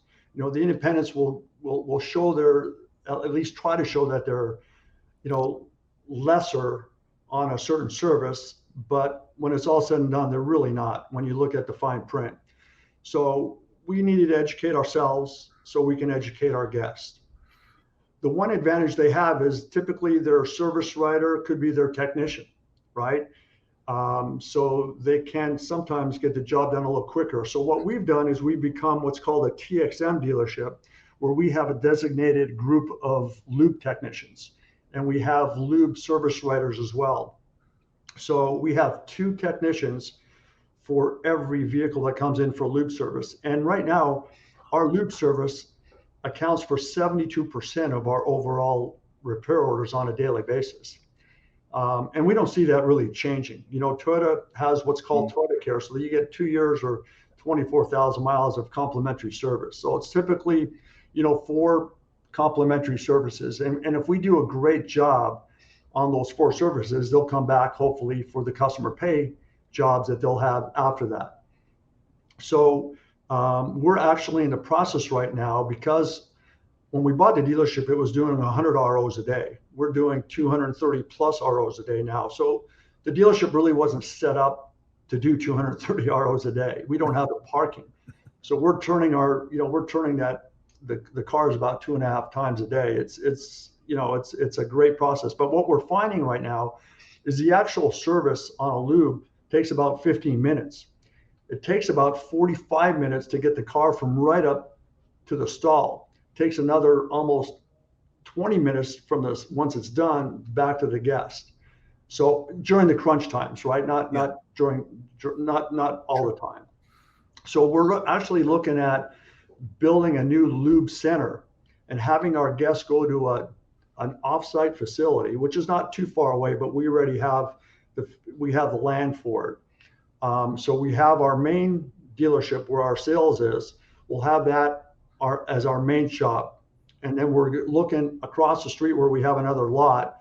We're going to convert that into a lube center where the guests will go up there. And we feel we can literally cut our service time down 50% by having this other lube center that's designated just for lube work, where we'll have our lube riders, we'll have a lounge, we'll have more service lanes to get people in and out of, and we'll find the cars, because a lot of times we'll take 5-10 minutes just to find the car, which is ridiculous. So we think we can cut the service almost in half, which I think will combat a lot of that independent work that we're losing today, and get all that work back into our dealership. I love it. We feel we can get up to over 300 ROs a day easily. Tom, today in Toyota, I didn't ask you about how many technicians and about how many service advisors. Well, we have 66 technicians right now, and we have 19 service advisors. Now that's 32 regular line techs and 34 lube techs. And then we have 8 service advisors and 11 lube service advisors. Wow. And then we have some advanced teams that are part of that 34 lube. We have 8 of those are advanced. So we promote those lube techs typically into an advanced team, and then they go become a line tech. So that's how, again, another opportunity to promote from within, which is the best, instead of hiring people from outside, we can just promote people from within that already embrace our culture, great team chemistry. You're growing, Tom. You're growing your own.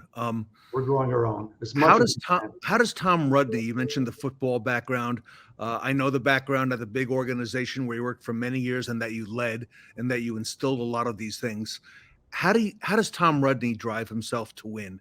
Because it seems that you come in and you create a winner. And how do you continue to maintain that? And in fact, even take it up a few notches each year as you go? Well, I've been very fortunate to be working with some great people, and that continues to happen here in Temecula. But I'm just wired that way, Ted. I was like that as a little kid. No matter what I did, I grew up playing sports my whole life, and I always wanted to win. I always wanted to be better. And I knew that, one of the things Roger Penske always talked about was effort equals results, right? The more you put into something, the more you get out of it. And I took that to heart before I really knew what that meant, before I even heard that from anybody. And as a young boy playing sports, I wasn't the biggest, I wasn't the fastest, I wasn't the tallest, but I was the hardest worker. I always worked before, I always worked after. And I continue to have that mindset where I just want to win. And, until we're number one, we're always going to push.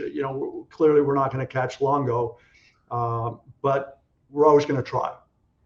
That's kind of the mindset I have, and the kind of the mindset I try to instill in our team members. And we've grown. We're board of governors. We actually finished in 50th place out of the 1,232 toy dealerships. And when we bought the store, it was ranked in the 700th. I think we were 748 if I recall, and now we're up to 50. Last year, through 2 months of this year, we're now in the top 25. And going into this month, it looks like as of yesterday's rankings, we are actually ranked 20th in the nation for the year and 13th for the month nationally. So we continue to sell more, and the team is just. Again, we hire the right people, and they always want to get better. And we try to not hire too many people. I always want to have one too few instead of one too many, so our salespeople can always make a lot of money. And if they're happy, if they're making a lot of money, they're going to take care of our guests, and those guests are going to be repeat and give us referral business as well. Wow. Tom, a little bit about the importance of fixed operations in the future in your mind. One of the things that I think all of us learned the last couple of years was the essential nature of passenger vehicles. How do you envision the importance of fixed service parts, even body shop in the future? Well, we don't, unfortunately, we don't have a collision center today. That's something we're constantly looking at. But as far as fixed ops, I mean, listen, right now, I believe the average person keeps their car 4.5 years. I'm sorry, 3.5 years. I believe it's 42 months right now. That's the last I looked, it showed 42 months.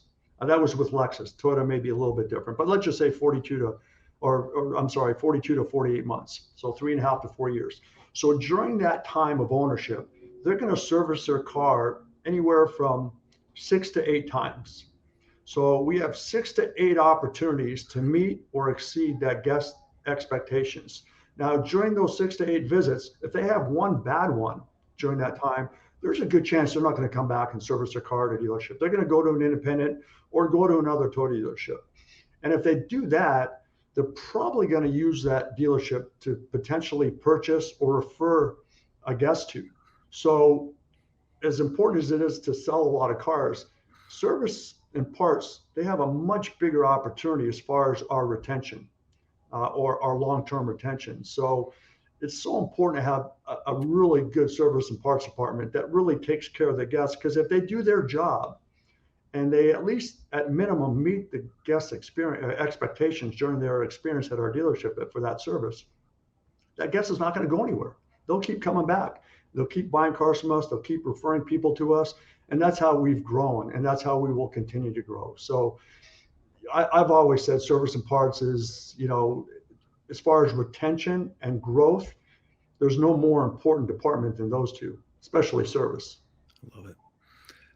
Tom, finally for today, you got a lot of peers watching today, a lot of other dealers, general managers, even of course, fixed ops, service parts managers. What advice would you give to your peers? Here we are, middle of May, looking out over the balance of 2023. We've all gone through some unique times, and we're still in them very much. What advice would you have for your peers watching here today, looking out over the rest of the year? Well, listen, I think, every time we think this is going to be over, it just continues to go on with these supply chain issues and with the chips. At least on the Toyota and Lexus side, I think some domestics have a lot better availability than some of the import manufacturers do. But we're still in such a phenomenal, once in a lifetime, business model for the automotive, and something that I never saw coming, and I don't think anybody ever expected. So obviously we got to take advantage, right? As long as this lasts, and we're hoping it's going to last longer, because it's such a phenomenal time. But I think the importance of retaining your people, especially your good people, and then taking your time to make sure you hire the right people, is probably the most important thing that we have and we do, and something that I would tell everybody that, again, your people are your number one asset. Again, you can have the nicest facility in the world, you can have the best product, but if you don't have good people and good processes, I don't think you're ever going to grow your company. So I can't stress that part enough. And I don't think that will ever change. And I don't care what type of industry you're in. That's the same for any business out there. Great advice. Tom, congratulations to you on all your success. Well, thank you, Ted. You as well. I appreciate you having me on again. I always look forward to talking to you and seeing all of your your roundtable fixed op discussions. You got some great people that come on and some great information that's shared with everybody. Well, thank you. Everybody, Tom Rudnai, the president of Temecula Valley Lexus and Temecula Valley Toyota, here today at the Fixed Ops Roundtable. Thank you, Ted. Everybody wants to be part of a bigger story. And to see something like this in such a big industry is a big accomplishment. When I heard about Rapid Recon, I was like, man, that's ahead of its time. Rapid Recon is the one software that unifies all the departments. You're going to go from chaos to organization. The whole idea is to take 15 days average to get these cars ready to sell and take it down to 3 to 5. It's live. You can log into Rapid Recon and see exactly where you are. We're processing 2,500 cars a month. You need technology to make it more profitable. And we know the pains that dealers are going through because we've lived it. We get so much praise for our customer service, and it's because we genuinely care. If you want to be as efficient as you possibly can, you absolutely should have Rapid Recon as your system. We're changing this industry in a way that it's needed to change for a long time. Build trust and consumer confidence by becoming a Fixed Ops Roundtable certified dealer. Join the brand that's leading the way in automotive retail fixed operations. For more information on this limited time opportunity, visit fixedopsroundtablecertified.com.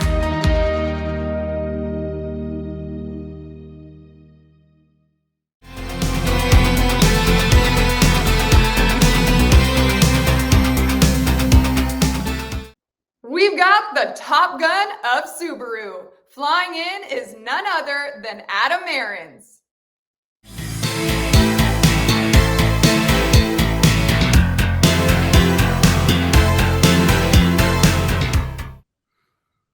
Welcome back to the 80s at the Fixed Ops Roundtable. Adam Arens is with us. He is the CEO and president of the Patriot Automotive Group in New England, a great friend of the retail community. Adam, welcome back to the Fixed Ops Roundtable. Well, it's an honor to be here. I can't tell you how much me and my team have learned from participating in Fixed Ops Roundtables. You know, the majority of the leadership in most dealerships has front-end experience and limited exposure to the back. When I say limited exposure, I don't think you have experience in fixed ops until you've gotten dirty. And a lot of us haven't had career getting dirty. We might have cleaned some cars in our time, but fixing them is not our mainstay. So we've learned from our teams, and our teams have learned from you. And I think we're better because of every one of these. Oh, Adam, I'm very grateful for all your contributions here. And we have, believe me, learned a lot from you. So recently, you were on several panels, one here at the most recent roundtable and one on an OEM panel that we had a chance to do together, which I thought was magnificent. And we talked a little bit about retail culture and empowering your people to do what needs to be done for the customer. So I thought I would kind of open that up today to you, because you've gotten some amazing things there to empower your people. And I thought maybe you could share a few best practices with our audience today. Well, they may not be best practices, but I will tell you that I understand when I listen to my people what they're going through, right? So there's resistance from leadership on should we do pickups and deliveries anymore. There was tremendous confusion through COVID with how life is going to be, how we're going to operate our businesses. Should we have mobile service? Does the quick lane work? And by the way, almost every service manager who says yes today, there was a point not too long ago where they said no. Should we increase our loaner car fleet when there's not enough inventory out there? Should we go to 3-day work weeks, 4-day work weeks, 5-day work weeks? Should we be open at night? Should we be open on the weekend? And I think the message that I want to share with everybody is until you ask the individuals that are impacted, you really don't know that answer, right? So everybody's customer wants to be treated uniquely today, right? So there's this thought process out there that everything has to be online. And then somebody also come back and say, well, you put it online, they still want to show up to buy the car. Or you put it online, they still won't make an appointment. Or you put it online, they make an appointment, and they won't fill out the information that you need to write the RO. All of that stuff happens. So what we have right now is people trying to do it their old way, hearing that there's a new way, and trying to figure out which is the right way for them. So what we're trying to institute, this is our mantra for this year, is ask them what they want. So at delivery of a car, it would be very easy to introduce somebody to the service manager or service advisor and say to the customer, by the way, how do you want your car serviced? And they'll look at you and say, I'm not sure what you mean. Well, today's Tuesday, you're picking up your car. Would it work best for you to have your car serviced on a Tuesday? And if it was fast, could you bring your car here, or would you prefer for us to pick it up? And by the way, before you leave here today, I'm going to hand you a little card and text you 3 years worth of appointments. In other words, we know what's going to need to be done to your car, assuming you drive the same way that most people do, which is about 12,500 miles a year. You can correct that for me, and we'll set up your appointments. It doesn't mean we're going to hold you to them. It means we're going to hold the space for you to have your car serviced. Now, that doesn't mean I have to go to them unless they say that's the way that I want it. Doesn't mean that I have to give them a loaner car unless they say that's the way that I want it. But if you start to ask, that's when you can get to a place where you can understand, put it into your CRM, this is the way they want it, and start giving them credit for the information that they've given you before they're there. But I would love to have a business that says, I'm not sold out for the next 3 years, but every day I'm making appointments for 3 years from now. And I'm doing it on my terms and their terms. So Tuesday afternoon at 3 o'clock, I can book you because all of your services last less than an hour, except for the one at 2.5 years, That one's going to take about two hours. And no matter what you say, I'm going to give you a loaner car. Now, how does a customer feel about that? How does an advisor who's been working in your company for a while understand that they have now a relationship with these people that are coming back over and over again? They don't have to do the basic stuff every time that they walk in. The basic stuff meaning, oh, did you have an appointment? Oh, let me get your VIN. Oh, let me do all these things that don't build relationship. So many years ago, we decided we were in the relationship business, and I think we forgot about some of that. Yeah. So when we retail a car, we want everybody to know that the expectations are loyalty from us and loyalty from them. We might have to prove ourselves before they do. When I say they do, that's the customer. The customer. And so that goes back into what it is in the dealership. So somebody said to me not long ago at this meeting, how do you have people who work 2 days, 3 days, 4 days, and 5 days? Again, we have to talk about the need of the organization and the need of the individual. When you can get these things to overlay. So what we did, and I still recommend people doing this, is go back to your tenured people and say, given the option of working 3, 4, or 5 days a week, what would work for you and your family? I'm not making you a promise. I'm saying your input is valuable as we build this going forward. You know, the fear that everybody had of quick service was that it was going to take revenue away and make the place chaotic. And by the way, chaos is okay. I have to remind all of our fixed ops people that having to get it done is better than hoping you have somebody to get it done for. Right. So having to have that responsibility that day when you have too much stuff going on is great. But on quick service, they didn't want it. Now they don't want mobile service. And the reason they don't want mobile service is I think you have to send 2 texts just about every time. And you have to buy a truck and you have to equip it in the right way. But if that's what the customer wants, and by the way, I'm not telling you to give away mobile service. It can be more expensive to go to them and let them pay for it. Those are the choices that the customer should have. Right now, our competition, and you're going to hear this probably everybody who speaks, is Amazon. Well, there's a company out there called Spiffy. Yes. That you may or may not be aware of. If you're not aware of it, okay. They're not trying to take all your business. They're trying to take the business that won't come to you to get serviced. That's right. But we faced Jiffy Lube competition forever, all of us. We faced quick service. We no longer face too much of the garage on the corner. That seems to technology seems to have lessened that.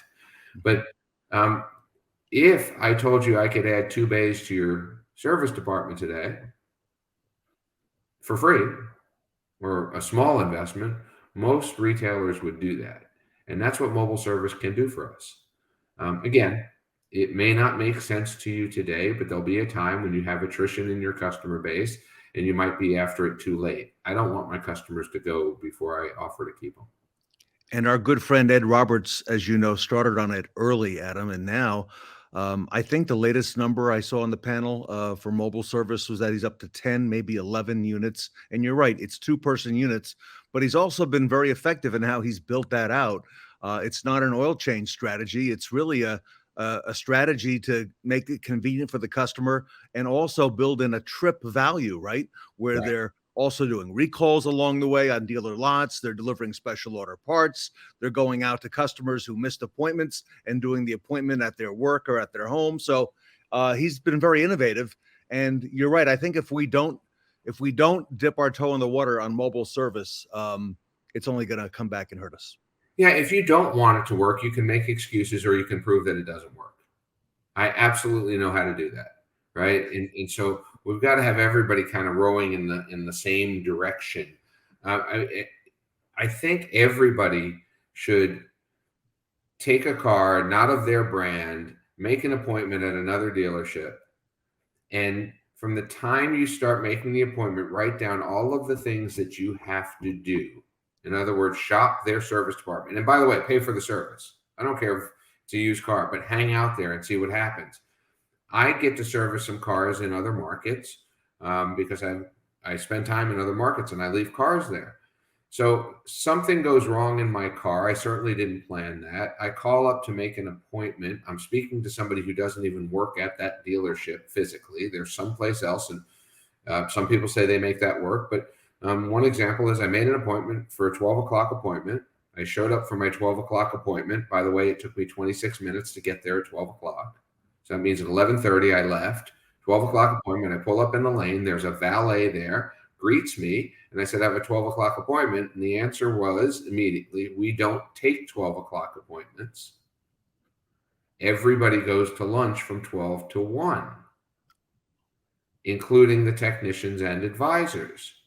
Now, I'm not telling you I think that dealership is broken. I'm telling you that between the communication from what happened to me at 11:30. Now, the nice thing was they quickly pulled up a loaner car and said, car will be ready by tomorrow, come back.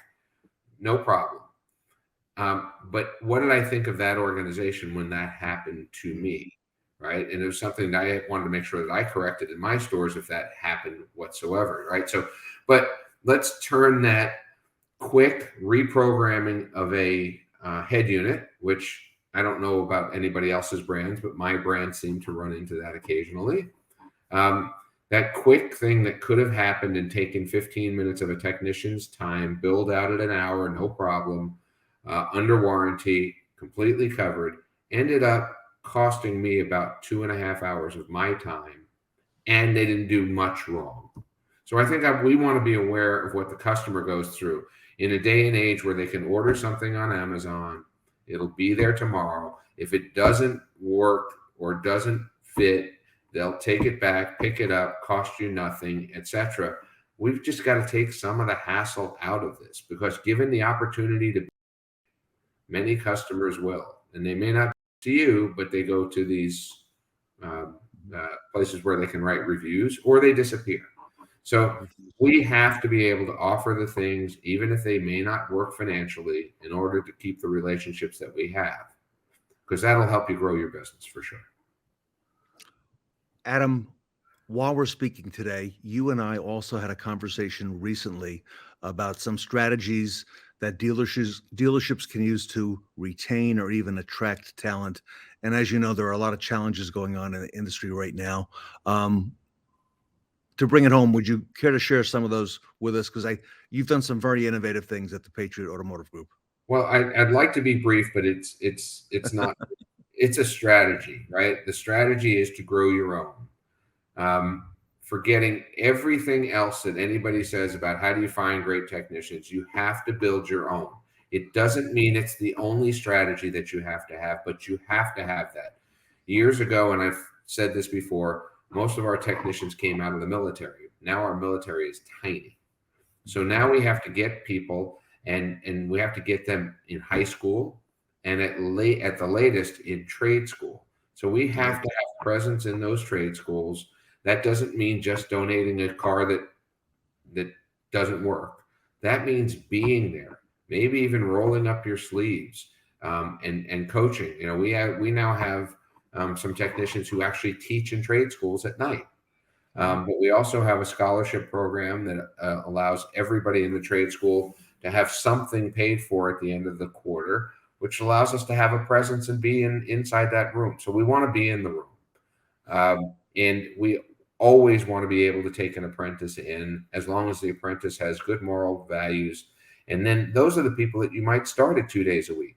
So if you're saying you're having a problem getting apprentices, well, okay, communicate with the school. Here's what we want to have.